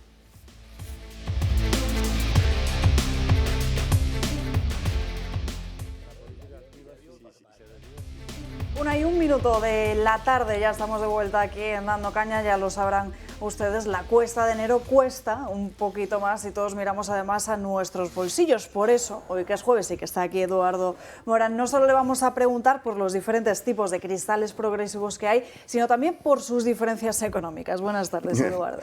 Muchas gracias, ¿qué tal todos? Pues sí, en el mundo, cuando ya empezamos a tener vista cansada, que a partir de los 45 todos tienen que tener una gafa. Y es muy diferente, hay tal variedad de cristales que lo primero que nos suelen preguntar es eso, oye, ¿por qué estos tienen este precio y qué hacen estos que tienen este otro precio, ¿no? Y dentro de este mundo de los lentes oftálmicas para cristales progresivos es muy importante la calidad, el confort, cómo llegamos al final del día después de la utilización, la fatiga que podemos tener con ellos, el campo visual que tenemos. Entonces ahora ya la tecnología nos permite personalizarlo, entonces bueno, cuando en consulta graduamos, vemos qué necesidades tienen y los fabricamos a medida de las necesidades. O sea, si tu espacio de trabajo, pues tenemos más campo en la parte intermedia, más campo en la parte central, más campo porque conduzco y soy más conductor que como actividad más profesional. Entonces todo eso lo regulamos y los vamos adaptando a las necesidades. Con lo cual llegamos al final del día como mucho menos cansados, trabajamos más eficazmente en ese sentido, con menos fatiga, y con menos limitaciones, porque en una sola gafa, o sea, en un solo lente oftálmica, con un solo cristal, ponemos todas las correcciones, lejos, intermedio y cerca. Entonces con eso conseguimos pues confort. La tecnología ya nos lo permite y realmente eso hace que haya variabilidad dependiendo qué necesidades tengamos, pues puede haber variabilidad en los precios que pongamos, desde los más básicos a los más especiales, podríamos llamarles. ¿Cuáles son los más adecuados, los más usados para corregir la vista cansada? Que además desconozco si la gente lo hace bien, lo hace correctamente. Bueno, cuando llegamos a la vista cansada, a nadie nos apetece tener que cambiar, porque hasta que no tenemos vista cansada, o sea, esos 40, 50 años, pues con una gafa de lejos, nuestro organismo, nuestro ojo puede enfocar de cerca, o sea, solo necesitamos una gafa para todo.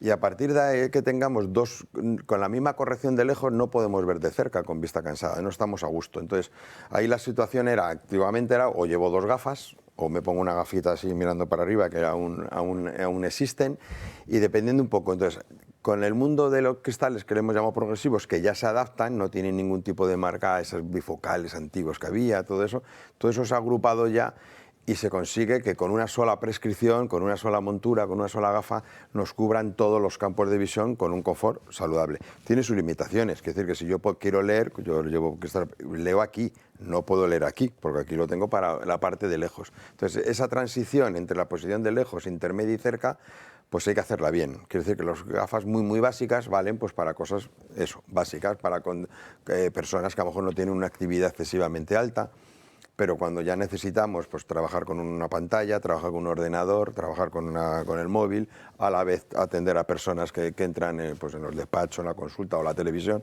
para eso necesitamos cristales hechos a medida de las necesidades.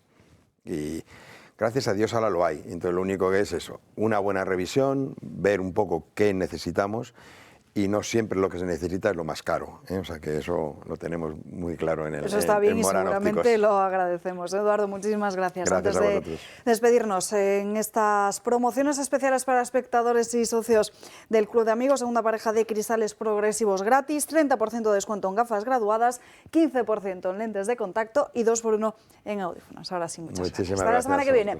Repasamos ahora todas y cada una de las veces que el presidente del Gobierno, Pedro Sánchez, ha intentado tumbar a Isabel Díaz Ayuso.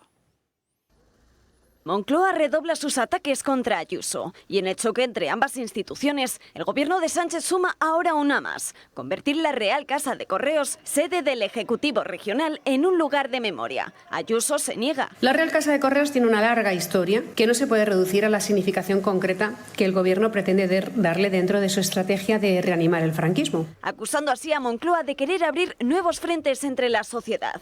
Las guerras del presidente Sánchez contra Isabel Díaz Ayuso, sin embargo, son una constante que se repite desde que ella revalidara su cargo en 2021. España estaba en plena pandemia. Nos intentaron obligar a cerrar la hostelería, los comercios. Nos exigieron un estado de alarma a la carta. Y yo le dije al presidente del gobierno: no pienso cerrar Madrid. Y múltiples fueron los intentos del gobierno central por querer cerrar Madrid. Las acusaciones de Sánchez sobre su hermano también en este periodo no han cesado, y menos aún cuando la propia Fiscalía Europea instó al archivo del caso. Las palabras de Sánchez en su contra desde la tribuna del Congreso provocaron una reacción. Pero yo para mis adentros, sí, lo dije, me gusta la fruta. Y palabras que fueron empleadas incluso como lema en su defensa. Ayuso ha insistido en combatir cada uno de los golpes que le propinen desde Moncloa, aunque eso suponga para ella un desgaste. Ella ha respondido en varias ocasiones a Sánchez, por ejemplo, negándose a encuentros bilaterales. Pero las acusaciones contra su pareja, Alberto González Amador, también han estado en la estrategia de Moncloa, caso que salpicó incluso a quien fuera el líder de los socialistas en Madrid, Juan Lobato, y mismas que ahora critican en el Partido Popular, se ha convertido en el caso del fiscal general del Estado. Sánchez también ha promovido el cese del crecimiento de la Comunidad de Madrid, proponiendo la descentralización de las instituciones, limitando la compra de vivienda e inversiones procedentes del extranjero en la comunidad, o censurando a la dirigente popular en actos públicos como el Día de la Mujer, o en la inauguración del AVE Madrid-Asturias, justificándose en que el tramo nuevo partía de Castilla y León. Vamos ya con las crónicas de Manicomio de Gabriel Serrano. Gaby, muy buenas tardes. Muy buenas tardes, Alba. En España en general hay diferentes premios al cine, a películas, documentales, y uno de ellos en Cataluña son los premios Laya, que son unos galardones impulsados por el Departamento de Igualdad y Feminismo, la Generalidad de Cataluña, ¿no? Y al ganador del largometraje que ellos deciden les dan 50.000 euros. Pagados con dinerito público. Dinero público. Entonces, este año el documental, largometraje que se ha llevado el máximo premio ha sido Las culpables, que es un documental que recoge la vida de diferentes personas, muchas de ellas adolescentes, que abortaron. Entonces, este documental promueve y fomenta el aborto. Y de hecho, si nos metemos en su página web, dice que Las culpables es una película en desarrollo producida por Boogaloo Films que habla sobre el aborto adolescente con la intención de romper el silencio y el tabú y empezar una conversación más empática a su alrededor. Ellos mismos, los productores, dicen que se dieron cuenta de que, aunque no conociesen a las personas, tuvieron cierta empatía hacia ellas, y como en España el tema del aborto pues estaba un poco silenciado, ¿no? Pues si dijeron, oye, vamos a promover esta película. De hecho, esto es un trabajo de fin de grado de una de las participantes, que ahora se ha convertido en un largometraje. Y en la propia web, si vamos al apartado de recursos, podemos leer que el aborto en España es legal y gratuito, y que se puede acceder a través de tu centro de salud de forma segura y confidencial, y las menores de 16 años necesitan la autorización de su tutor o tutora legal. Pues bien, la propia productora y los creadores de la película te animan, oye, si quieres abortar, pues dirigente a los diferentes centros de salud sexual y reproductiva de la red pública de salud, y que tienen asignado un centro muy cerca de su domicilio, y que además desde la película, desde la productora y todo lo que ello conlleva, les facilitan enlaces a páginas web especializadas que les pueden ayudar y dar más información. Aquí muchos de ellos, como he dicho antes, los casos son de menores, y ellos en la propia web, aparte del documental de contar las historias y las entrevistas, están incitando, oye, que no pasa nada, que si quieres abortar nosotros te damos las facilidades para ello. Entonces, investigando un poco, porque hay unas ayudas del gobierno que son ayudas selectivas para la producción de largometrajes sobre proyectos, y me he metido en la resolución en la que el Instituto de Cinematografía y de las Artes Audiovisuales concede pues este tipo de ayudas, y en el 2023 pues esta película recibió 190.000 euros. Entonces estamos viendo ahora mismo Salvador Illa es el máximo representante de la Generalidad de Cataluña, y estos premios Laya, el ganador ha sido una película, Las culpables, una película y un documental en el que se fomenta al aborto. Y si eres menor, no te preocupes, que ellos mismos te van a ayudar a construir ese camino que tú quieres, que es abortando a un niño. Qué barbaridad, Francas. No, pues es que me parece que hay que opinar muy poco. Supongo que también en algún apartado pone cómo ayudar a una menor que no quiera abortar. No lo pone. No, es que eso no debía tener ayudas, ponerlo. Pues nada, miserables. Porque se toque. La tendencia ahora es, oye, si esos 50.000 euros, pues vamos a poner en la base, vamos a hacerlo todo. 50 más lo otro. Claro, pero del premio, estos 50.000 euros del premio se ponen, en este caso, a disposición para la gente, oye, vamos a promover el aborto, y de, oye, ¿qué pasaría si estos 50.000 euros se ponen a disposición para ayudas a continuar con el embarazo y ayudas a las madres, en este sentido? A las familias y a las mujeres solteras para que tengan acceso a una vivienda por todos los problemas. Pero además, utilizar el dinero público pues, para promocionar sus agendas ideológicas, y luego no solamente el premio, porque al final el premio, pues la base del concurso, que al final también es dinero público, pero sobre todo esa subvención, otra vez más, volvemos a llueve sobre mojado en el cine español, casi subvencionan películas que luego no recaudan nada, que muchas veces ni siquiera llegan a estrenar, o no va nadie ni siquiera a verlas, y estamos viendo cómo se utiliza el dinero público para alimentar un circuito que no tiene fin y que no es un pozo sin fondo, que no aporta nada a la sociedad. En este caso, pues todavía ayuda más a esta gente a seguir con su agenda ideológica, a utilizar el aborto como un método anticonceptivo y a minimizar una situación tan dolorosa que aquí hemos visto los documentales, y precisamente lo estamos recordando cuando estuviese emitiendo los documentales sobre el aborto, que yo creo que cualquier padre, cualquier sepa lo que es tener un hijo, o sea, tiene que dolerle el alma. Esta mañana retuiteaba un mensaje de la Fundación Renacimiento Demográfico que muestra que entre 2003 y 2024 la población nacida en España en la franja de edad de 20 a 39 años ha caído en 4,57 millones, casi un 36% de caída. Es decir, estamos al borde del precipicio demográfico.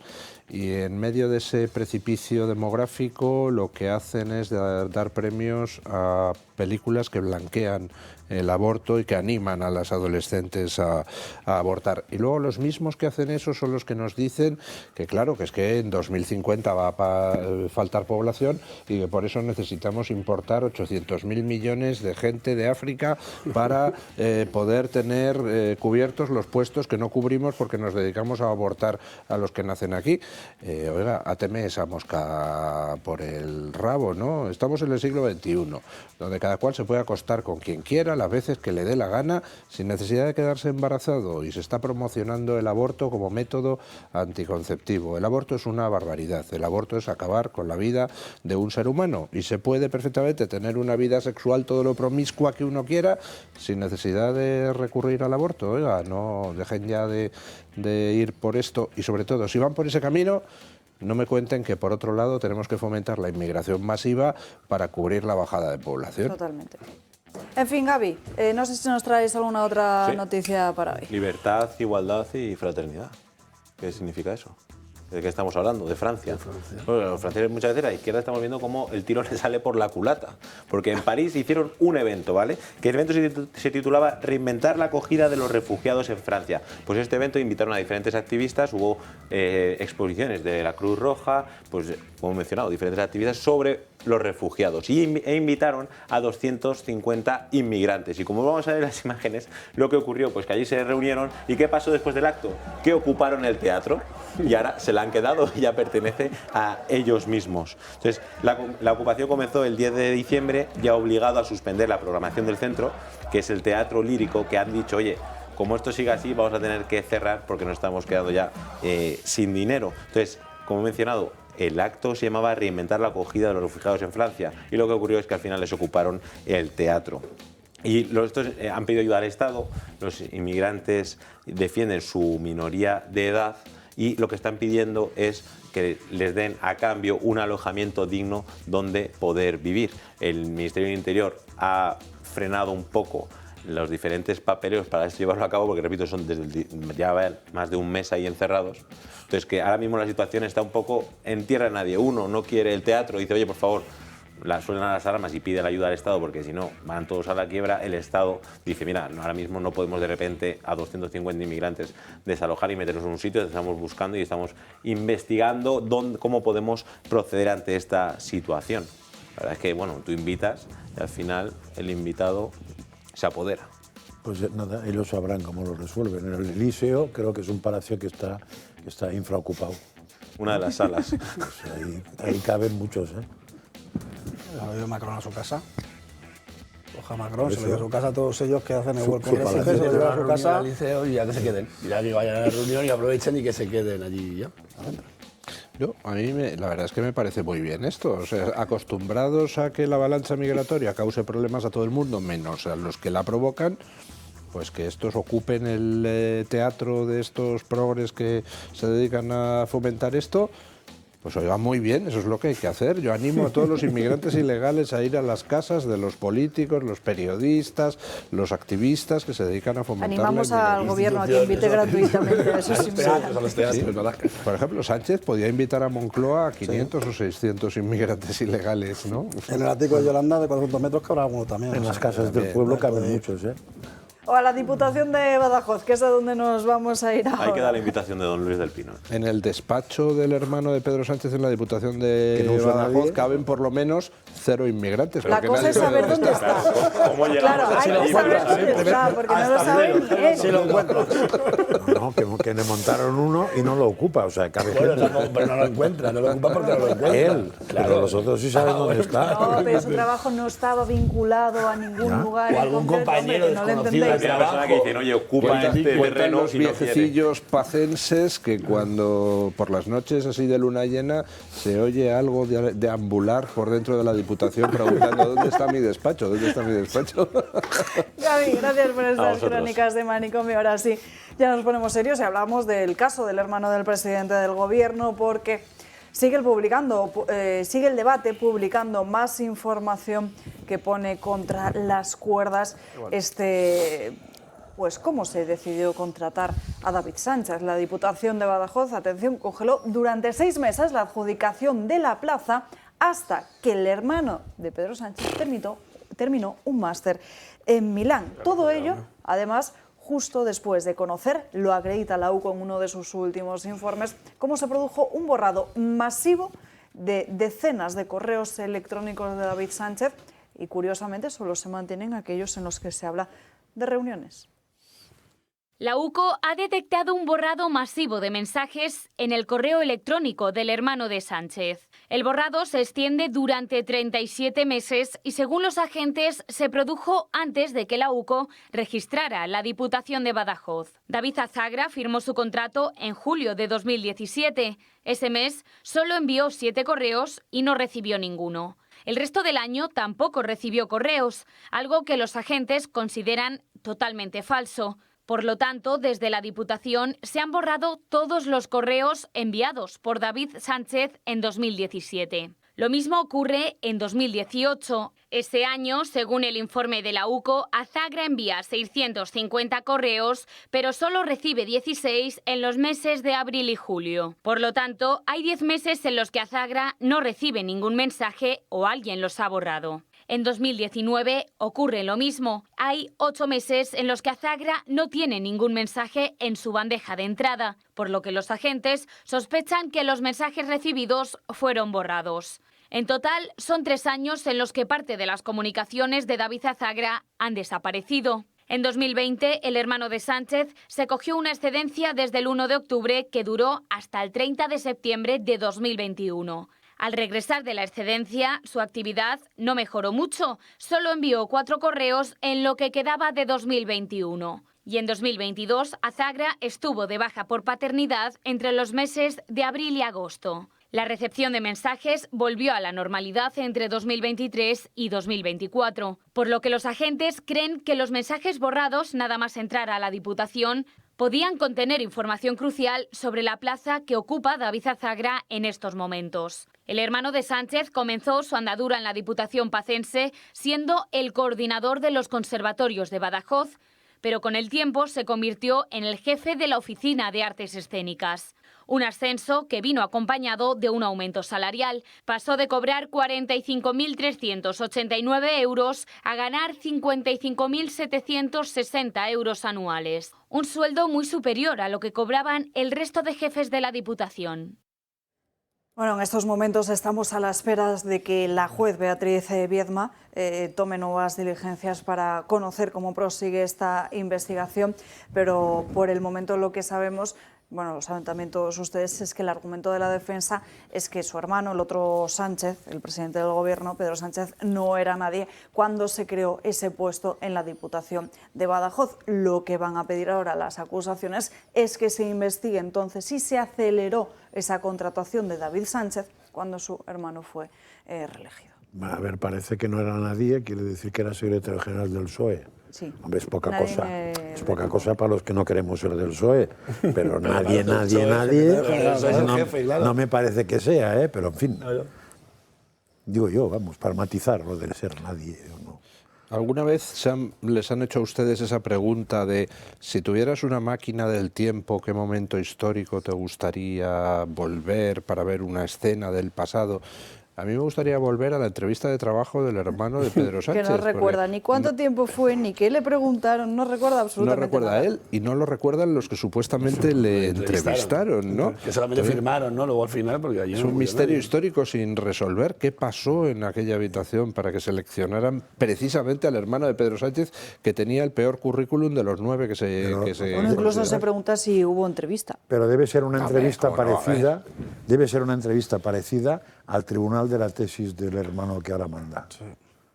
Debe ser muy parecida la entrevista. O de la cuñada, en sus negocios. A lo mejor le ayudó la Andalucía con la de Hugo. Digo porque puestos, pues, podías ir a las dos, que yo creo que sería muy interesante. No, pero es que nos pudieras relatar las dos. Yo te digo una cosa, sabiendo la declaración, pasar el corte de la entrevista, ni para mozo de almacén. Yo te digo yo que no lo veo. O sea, es surrealista, o sea, las contiendas. O sea, sabe que tienes que declarar, ni siquiera sabe dónde tienes que, ni qué contado todo, ni cuándo en la entrevista, no te acuerdas. Eso es síntoma. O sea, yo me acuerdo de mis entrevistas de trabajo de hace muchísimos años. Claro, eso es síntoma de la impunidad con la que se creen, ¿no? Con la que su hermano está un poquito acogiendo a toda la familia más cercana. Porque es cierto que tú, ciudadano de a pie, tienes un encuentro con la justicia, porque vas como testigo. Hombre, quieras que no, la gente que por lo menos no estamos acostumbrados a ese tipo de citas judiciales, es verdad que estás nervioso y en cuanto menos te preparas un poquito, ¿no?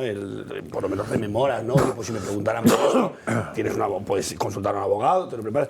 Pero el hecho de sentarse así, contestar lo que contestó, que yo prácticamente creo que es reírse un poco de la gente que estaba allí, ¿no? De los jueces que le están preguntando, de los abogados y demás. Y yo creo que eso es síntoma de esa impunidad de la que gozan debido a todo lo que el hermano está preparando con esa ley ahora para amparar a los familiares más directos, porque es que si no, no tiene ningún sentido. Yo estoy hecho un mar de dudas. No sé si es sensación de impunidad, no sé si es que es más corto que el hermano... Que tampoco decía es que Miguel sea Lago Einstein. que ya sabemos entonces quién era el hermano listo. O que es simplemente vago, o sea, ni siquiera dedicó 10 minutos con el abogado a prepararse las preguntas. Es que es eso, es que cómo te puedes presentar, además sabiendo que evidentemente es una declaración que todo el mundo va a estar pendiente de ella, o sea, que es una cosa como parte, ¿no? Ya solamente por ego personal, bueno, por lo menos que las 2 cosas que conteste o las 3 cosas que conteste, que las conteste de manera organizada, de manera ordenada y con frases construidas correctamente, porque claro, la frase de las artes escénicas se encarga de las artes escénicas. Hombre, es que, yo tengo claro que cualquiera tenía entrenado una preparación. Tenía entrenado lo que no debía decir. Tengo claro eso. Y no debía decir nada. Hay un momento en el que dice, bueno, creo que en la entrevista debieron preguntarme, y hasta la juez le dice, bueno, no diga usted lo que creo, lo que no cree, si no se acuerda, diga que no se acuerda y ya está. Pero que el miedo que tenía, me parece a mí, es el tema fiscal, que sabe por dónde puede tener problemas. Y porque lo otro sabe que se va a neutralizar y que te den un trabajo por el cual no estás preparado, pues tampoco es tan grave, porque hay alguno preparado en todo el entorno de gobierno, pero en cambio lo fiscal es más complicado. Entonces lo que tenía que dejar claro es que no vivía en España, vamos, es lo único que tenía que no meter la pata en eso, me parece a mí. Ahora, cogido el tema de la sensación de impunidad, no entiendo por qué esperaron 6 meses a que tuviera el máster, si da igual, darle la plaza sin máster que con máster. Si es impune y puedes hacer lo que quieras, ¿para qué vas a esperar? Y hubiera cobrado antes el chaval. Tú date cuenta lo que son las casualidades con todo el caso de la corrupción de la OCU, de Aldama y demás. En Portugal hay 1.231 municipios y la trama de Aldama en Portugal va a Elvas, que es donde reside el hermano de Pedro Sánchez. O sea, todo lo que rodea al hermano de Pedro Sánchez es surrealista de una película, o sea, de los Monty Python, porque es que no te lo puedes creer. O sea, no te puedes creer que ese señor salga a hacer una declaración ante un juez que la va a estar todo el mundo pendiente. Claro. Y tengo una falta me da igual. Pues tú fíjate hasta el punto cuando le preguntan por sus compañeros, ¿no? Hay una parte de esa declaración que le preguntan por el nombre de un compañero y a qué se dedica, ¿no? Que supuestamente él es su jefe. No tiene ni idea, es que no tiene ni idea, es que no se ha preparado ni eso, ni siquiera una coartada que diga, bueno, pues trabajo con 3 personas, con 2 aquí, allí. Es que, por eso te digo, Es que no estás hablando de un trabajo que tuviste hace 10 años, estás hablando del trabajo que estás ejerciendo actualmente. ¿Dónde está tu oficina actualmente? Trabajo oficialmente todo, o sea, compañero, yo oye, tu compañero, yo qué sé, de cuando trabajabas en Iberia, pues, no sé decirte ahora mismo los compañeros. Es el problema de noticia de última hora que nos llega desde el Tribunal Supremo porque se está filtrando ya parte de esa declaración de la fiscal superior de Madrid ante el magistrado. Afirma Almudena Lastra que le dijo a Álvaro García Ortiz que si había filtrado esos correos y que la respuesta que obtuvo por parte del fiscal general del Estado fue la siguiente: lo que importa ahora es defender a los fiscales, que lo han hecho bien, eso ahora no importa. Almudena Lastra asegura que le recriminó al fiscal general del Estado esa filtración del correo electrónico.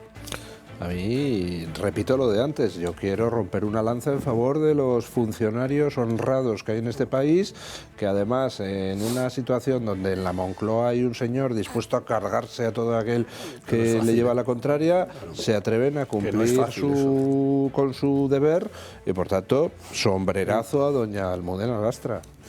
Sí, porque hasta ahora los que se han opuesto han ido cayendo. Claro. Y ella, me imagino que en esa tesitura a la que tú estás recibiendo mensajes de es imperativo por parte del fiscal general y demás, claro, es verdad que no tendría que ser así, pero desgraciadamente es así, entonces alguien que hace bien las cosas, pues hay que reconocérselo. Porque es verdad que es enfrentarte contra todo el aparato, ¿no? Contra todo el poder. Y esta misma mañana también en página de tribunales estaba prevista, y de hecho lo hemos visto, declara ante esa acusación de agresión sexual por parte de la presentadora y modelo Elisa Mouliá. En los últimos días, además, hay un medio de comunicación que así lo ha publicado, que es La Razón. Se ha filtrado una imagen del propio Íñigo Errejón de fiesta. Ese vídeo corresponde al jueves de la pasada semana. Se ha dicho en algunos ámbitos que se trataba de un local de señoras de compañía. Lo cierto es que esa parte la desconocemos porque lo único que cuenta La Razón es que es una discoteca y que incluso estaba acompañado de la que se considera, y así se presentaría en el vídeo, como su pareja. Enseguida les contaremos qué es lo que ha dicho Errejón unos minutos antes de declarar ante el juez, pero antes nos vamos a la última pausa de publicidad del día de hoy. Ya estamos de vuelta en Dando Caña, última media hora de este programa. Les decía antes que hoy la cita, la otra cara de la noticia era la de Íñigo Errejón, porque estaba citado a declarar en los juzgados de Plaza Castilla. Hasta allí ha llegado además sonriente, acompañado de su defensa. Tiene que declarar ante el magistrado como investigado por esa presunta agresión sexual a la actriz Elisa Mouliá. Ante esta cita ha llegado sonriente y ha asegurado que iba a defender su inocencia. Solo tres cuestiones por mi parte. En primer lugar, este es un día, ya se ve, un día esperado, y en particular es un día muy esperado por mí. En segundo lugar, es un día que yo afronto con plena confianza en la actuación de la justicia. Y en tercer lugar, quiero dejar claro que yo vengo hoy aquí a defender mi inocencia, y eso se hace, en primer lugar, delante del juez, se hace ahí dentro. Simplemente, ¿cómo estás? ¿Estás tranquila? ¿Estás bien? Dice la abogada de Errejón que tu testimonio es muy débil. Cuidado. ¿Qué te parece? Gracias, muchas gracias. No conocemos por el momento nada de lo que está sucediendo en el interior de esos juzgados de Plaza Castilla, pero como saben, el pasado mes de octubre fue cuando se produjo esa dimisión precipitada del propio Íñigo Errejón, después de que a través de las redes sociales, concretamente la periodista Cristina Fallaras, publicase en su cuenta de Instagram un mensaje en el que se acusaba a un político del ámbito nacional de tener unas actitudes poco decorosas con las mujeres, incluso de agredir sexualmente a muchas de ellas. Rápidamente salió el nombre de Elisa Mouliá, ella confirmaba esas informaciones y el propio Íñigo Errejón emitía un comunicado donde reconocía no tener comportamientos que deberían presuponerse en cualquier persona, pero tampoco ni confirmaba ni desmentía estas acusaciones. Hoy, como bien ha dicho el propio Íñigo Errejón, contará su versión ante el juez. Mientras tanto, nosotros nos vamos a otra cuestión, cambiamos radicalmente de asunto, hablamos de inseguridad. Fíjense en estas imágenes que han sucedido en las últimas horas en la capital, en Madrid, en el pleno corazón de la ciudad. Ese alunizaje en una tienda de lujo en la calle Sevilla, en la tienda concretamente de Dior. Los ladrones estrellaron un vehículo de alta gama en altas horas de la madrugada y robaron múltiples bolsos de lujo de esta tienda, de una exclusiva firma francesa de moda, llenando el maletero de ese vehículo con bolsas repletas de diferentes artículos de la marca. No es Madrid, sin embargo, una de las ciudades españolas, si no me equivoco, María Vallejo, con peores datos de criminalidad, sino que encima la mayoría de ellas, Barcelona ya lo sabíamos, así lo venían confirmando los datos, pero la mayoría de ellas está precisamente en Cataluña, ¿no? Así es, Alba. Cataluña ha batido un nuevo récord, pero no precisamente para bien. Las 10 ciudades españolas con peores datos de robos con violencia e intimidación están en Cataluña. De acuerdo con el índice de criminalidad del Ministerio del Interior, Barcelona se sitúa a la cabeza en este tipo de delitos. Los datos de la ciudad condal son de hecho 6 veces peores que la media nacional.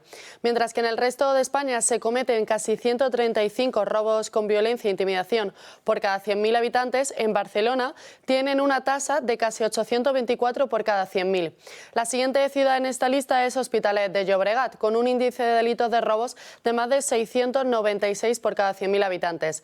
Le sigue Sant Adrià de Besòs con 617 robos con violencia por cada 100.000.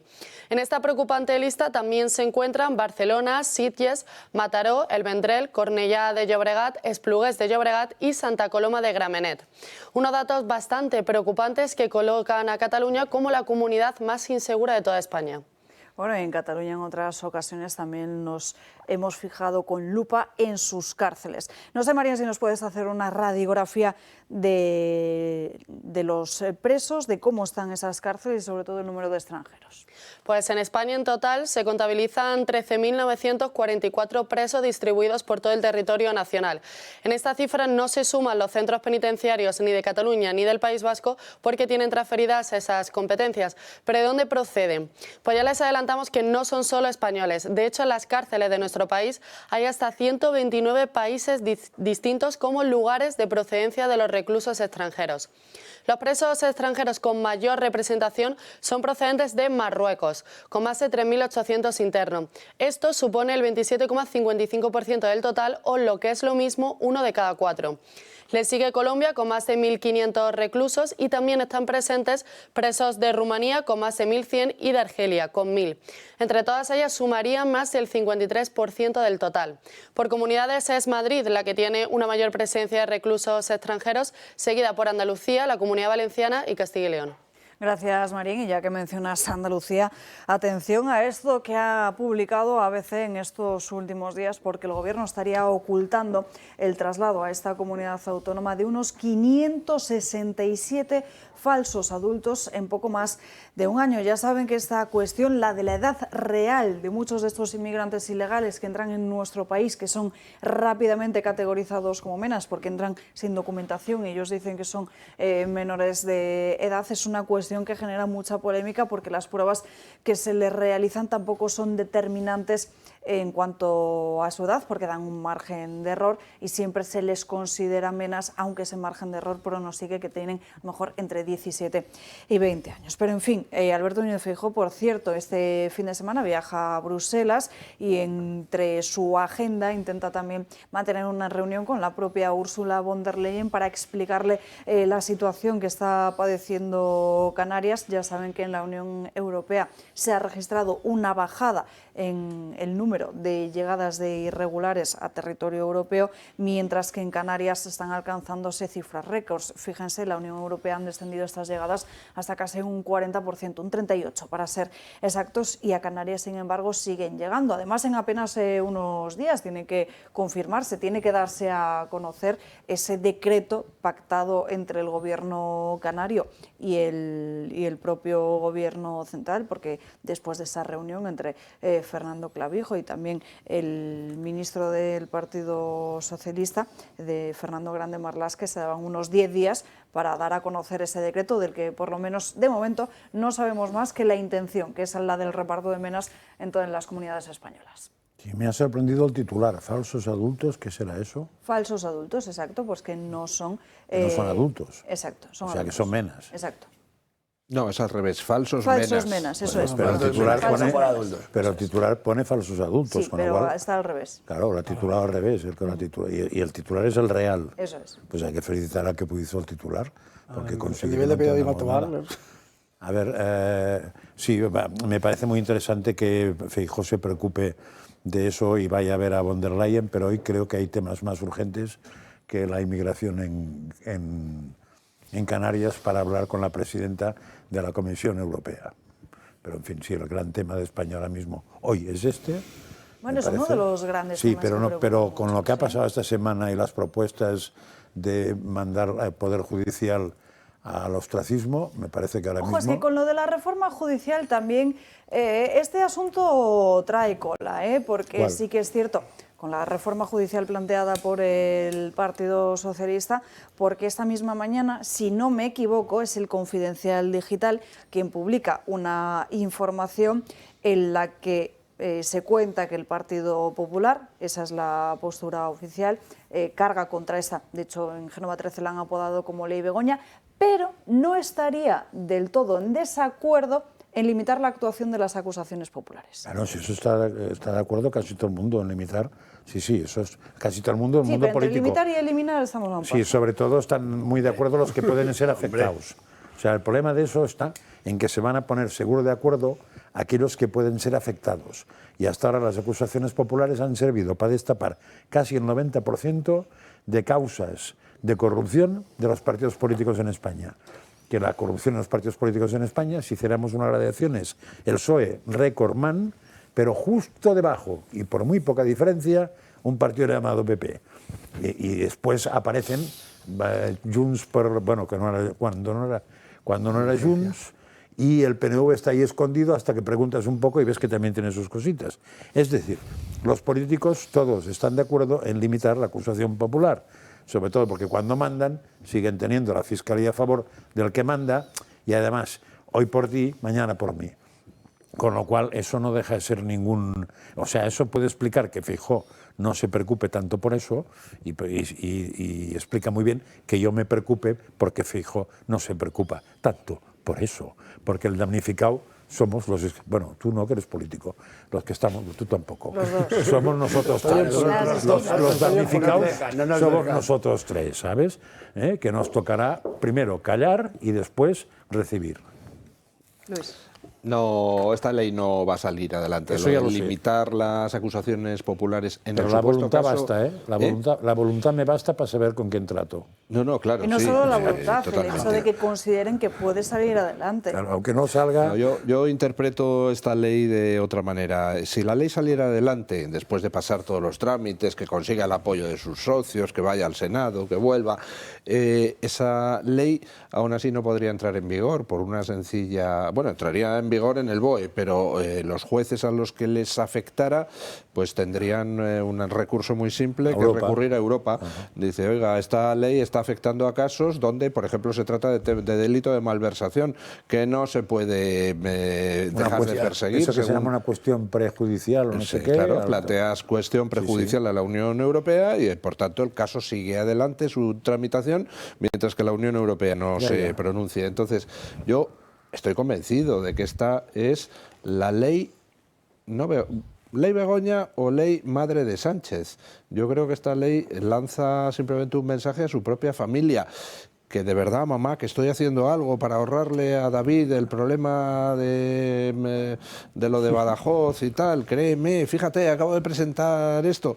Yo creo que es un mensaje interno. Sánchez está preocupado, y con motivo, y necesita fingir de cara a su propia familia que hace algo.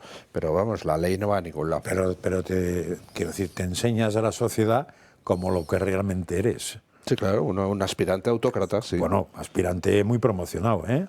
O sea, como un ser muy peligroso para una sociedad democrática que no ha entendido nada y que podía estar puesto en el mausoleo de lo peor que ha parido la sociedad, ¿eh? En el tema democrático, con lo cual no es una chorradita esto. Eso no es... Por supuesto que no. No es equivocarse con mi fiscal en vez de decir el fiscal. Eso es un error que indica algo, pero es que esto es marcarte, ¿eh? O sea, lo único que le falta es decir, todos estos al paredón, lo único que falta. Roberto. Una acusación particular que el Sánchez quiere eliminar a toda costa, que yo creo que ya solamente la intención, ¿no? La presencia de intenciones ya marca mucho, y si no recuerdo mal, es una acusación particular la que a él le llevó a estar ahora mismo como presidente del gobierno. Una acusación particular, como decía antes Francas, que ha descubierto en este país muchos casos de corrupción, unos recortes de periódico, unos mal llamados recortes de periódico, ¿no? En este afán de desprestigiar todos los medios de este país o esta profesión, esta digna profesión del periodismo, pues yo entiendo que es un hecho más, o sea, es camino a esa autocracia a la que nos quieren llevar de manera, pues es un alumno aventajado. Me ha hecho gracia lo que decía Luis del Pino a la hora de es una ley, ¿no?, para la madre de Sánchez, de mamá, estate tranquila, que yo sí que vigilo lo que le pasa a David, ¿no?, y a Begoña, ¿no?, tranquila que tus nietas van a estar bien porque a Begoña la vamos a salvar y a David aquel problema que tiene en Badajoz pues también lo vamos a resolver. Bueno, pues es verdad que ojalá fuera así, ¿no?, unas frases de andar por casa, pero desgraciadamente para todos los demás estamos hablando de algo muy serio y que vamos hacia un camino muy complicado que alguien tiene que parar inmediatamente. Alguien tiene que parar y tomar medidas inmediatamente y que sumen los números. Francas, que sé lo que vas a decir, pero hay que tiene no, voy a decir otra cosa que me parece... Vale. Ya te estaba viendo venir, que no te la digo... Al principio me habías dicho que ibas a... Que no te la diré a ti porque tú la entiendes, pero que hay gente que igual no puede no seguirla, ¿no? Si cogiéramos el Poder Judicial y el Poder Legislativo, por ejemplo, o el Poder Ejecutivo, el poder que tiene más cautelas internas para no cometer errores es el Poder Judicial. Eso es muy importante saberlo. O sea, cuando se nos dice es que un juez puede en base de 4 papelotes. No, bueno, en base de 4 papelotes un juez no hará nada porque le cae el pelo, porque hay posibilidades desde recusarlo hasta acusarlo de prevaricación, hasta pasar a un estado superior para no sé qué, hasta, o sea, la tira de veces. Con lo cual, el Poder Judicial, si algo está blindado o casi blindado, que no pueda cometer errores, es el Poder Judicial, si tienes la paciencia de usar de él para que no se cometan. El político, el que viene al lado, tanto el legislativo como el ejecutivo, si algún blindaje tiene, no es interno, que no tiene ninguno, sino que tiene del Poder Judicial. Con lo cual, el Poder Judicial es todavía más importante que los otros para blindar su independencia. Porque no solamente es que tiene poder en sí mismo para ser limpio, sino que es el único que puede limpiar los otros dos que no tienen ningún contrapeso. Ese matiz, porque que la gente lo entienda, porque a veces picamos, ¿no? Es que juez con 4 papeles ha hecho, no. Cuando nos interesa a unos sí y otros no. Por eso, me callo. Echándome la teca para atrás, yo me acuerdo cuando el PP le propuso a Ciudadanos precisamente eso, limitar la acción popular. La acción popular contra los políticos. O sea, ¿qué fue antes? El huevo, la gallina, ¿quién copia a quién? El PP al PSOE, el PSOE al PP. Esta idea no es nueva, esta idea se mató precisamente por eso, porque la acción popular muchas veces ha sentado en el banquillo y ha llevado adelante cosas muy importantes. Y lo que ha pasado con los socios de Sánchez es que han dicho, bueno, es que esto es bueno para limitar la acción de la ultraderecha, como dicen ellos, pero claro, también se cargan la acción de ellos. También va en contra. Entonces, esa es la duda que han dicho. Pero a mí me resulta curioso eso, que el Partido Popular, que fue el que lo propuso, ahora pues ponga un poco las manos en la cabeza cuando fue el mismo Partido Popular. Antes lo hemos dicho al principio, si parece un socialista, piensa como socialista y camina como socialista, cuidado, que a lo mejor es uno del PP disfrazado. Y yo siempre he sido partidario de limitar la acción popular, o como se llame, a los partidos políticos. Eso sí que lo hubiera quitado desde hace tiempo. ¿Por qué? Porque los partidos políticos como tal no tienen ningún sentido, que a veces incluso se personan como acusación popular de causas de ellos mismos. ¿Y para qué se hace eso? Pues muy fácil, para tener la información al día y para tocar las narices desde dentro. Solo una observación, señor Francas, eso es poner puertas al campo. Porque si yo prohíbo a los partidos políticos ejercer la acusación popular, lo tienen tan simple como montar una asociación donde algún militante suyo la dirija y se personan como asociación. Por eso tampoco considero que fuera muy coercitiva decir los partidos políticos no pueden, porque realmente desde el partido político podrían hacer lo mismo a través de otro tipo de entidad. Pero es que siempre me ha resultado curioso cuando veo que se suman todos los partidos políticos en fila india a la acción popular y ¿por qué no os dedicáis a lo vuestro? Que eso ya se ha dedicado la sociedad y hay el grupo de no sé qué que ya lo ha hecho. Pero ya está sí que es verdad que hay que dejar muy claro que no es lo mismo eliminar que limitar. Claro, bueno, también es verdad que la ley pretende limitar eliminando, porque yo ayer expliqué que hay un matiz que la prensa no está cayendo y me parece que es grave. Limita, pero sobre todo prohíbe, no limita, prohíbe la acción popular antes del juicio oral, en cualquiera de los casos. Y eso ya no es modificar. Eso es impedirles intervenir en las investigaciones. Eso es catacrac. Pero claro, es modificar, es modificar no. Es prohibirla hasta que no sirven para nada. Vamos con otro asunto, que son los ataques del lobo en nuestro país. En Madrid salían estos últimos días los datos, además en vísperas justo de que Vox celebrase las primeras jornadas sobre el lobo en el Congreso de los Diputados. Los datos, por ejemplo, en la Comunidad de Madrid, fíjense, un ataque de lobo o de perro salvaje cada 2 días. En España los ataques de lobo hacia el ganado van en aumento, y más aún desde la prohibición de su caza por parte del gobierno. El lobo fue incluido en el listado de especies en régimen de protección especial. Los ganaderos muestran su disconformidad ante la falta de protección hacia sus reses, y por ende, hacia ellos mismos. Cada día de media se producen 35 ataques de lobos a ganado en la España rural. En el país hay cerca de 300 manadas, entre 2.500 y 3.000 ejemplares, según un informe del año 2021 del Ministerio para la Transición Ecológica y Reto Demográfico. Se sitúan con mayor presencia al norte del Duero, pero se confirma su existencia en Madrid o Castilla-La Mancha, y también en otros puntos de la península. El mundo rural reclama que los datos oficiales sean reales, que haya un censo actualizado y no se tarde años en reproducirlo, porque la especie aumenta. El lobo es un depredador que necesita alimentarse. Las cabezas de ganado que pastan en el campo son su presa preferida. Las asociaciones denuncian que el lobo está perdiendo el miedo al hombre y que cada vez se acercan más a las fincas, y ello conlleva pérdidas económicas para los ganaderos, además de las consecuencias que deja en el resto del rebaño. Las agrupaciones exigen que los lobos dejen de ser una especie protegida. De media, las indemnizaciones suelen oscilar entre los 500 y 1.000 euros por ataque, dependiendo del tipo de animal afectado y de la comunidad autónoma en la que ocurra. En la Comunidad de Madrid, los ataques de lobos subieron un 35% en 2024. Según datos de la Consejería de Medio Ambiente, Agricultura e Interior, se han registrado 191 ataques. En Galicia fueron 3.300 reses afectadas el año pasado, un incremento del 72% desde 2021. Solo en Castilla y León durante el año 2023 se registraron más de 5.500 cabezas de ganado muertas certificadas por ataques de lobo. El debate regresa al Ejecutivo: ¿lobos o ganaderos? Pepa Millán, la portavoz de Vox en el Congreso de los Diputados, señalaban que este aumento de ataques pues se debían al ecologismo radical.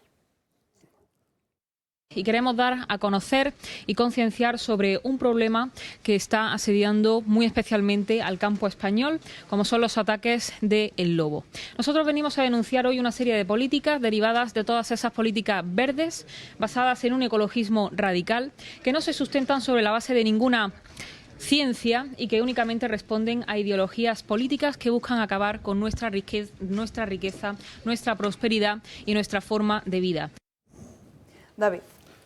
Bueno, yo creo que es un problema que llevamos señalando hace mucho tiempo, el tema del lobo, de cómo está afectando. La protección del lobo en Europa ha supuesto un grave problema para el sector primario español, y estamos viendo cómo sigue aumentando.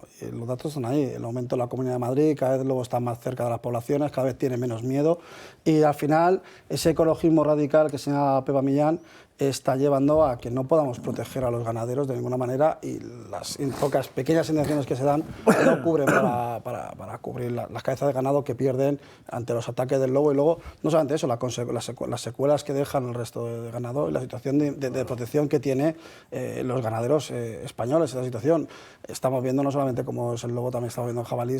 Esas normas que ellos imponen para poder coger supuestamente normas ecologistas, lo que está haciendo es directamente atacar a la forma de vida y a la seguridad en el campo de muchos ganaderos, de muchas familias que ven como el lobo cada vez campa más a sus anchas, con más tranquilidad.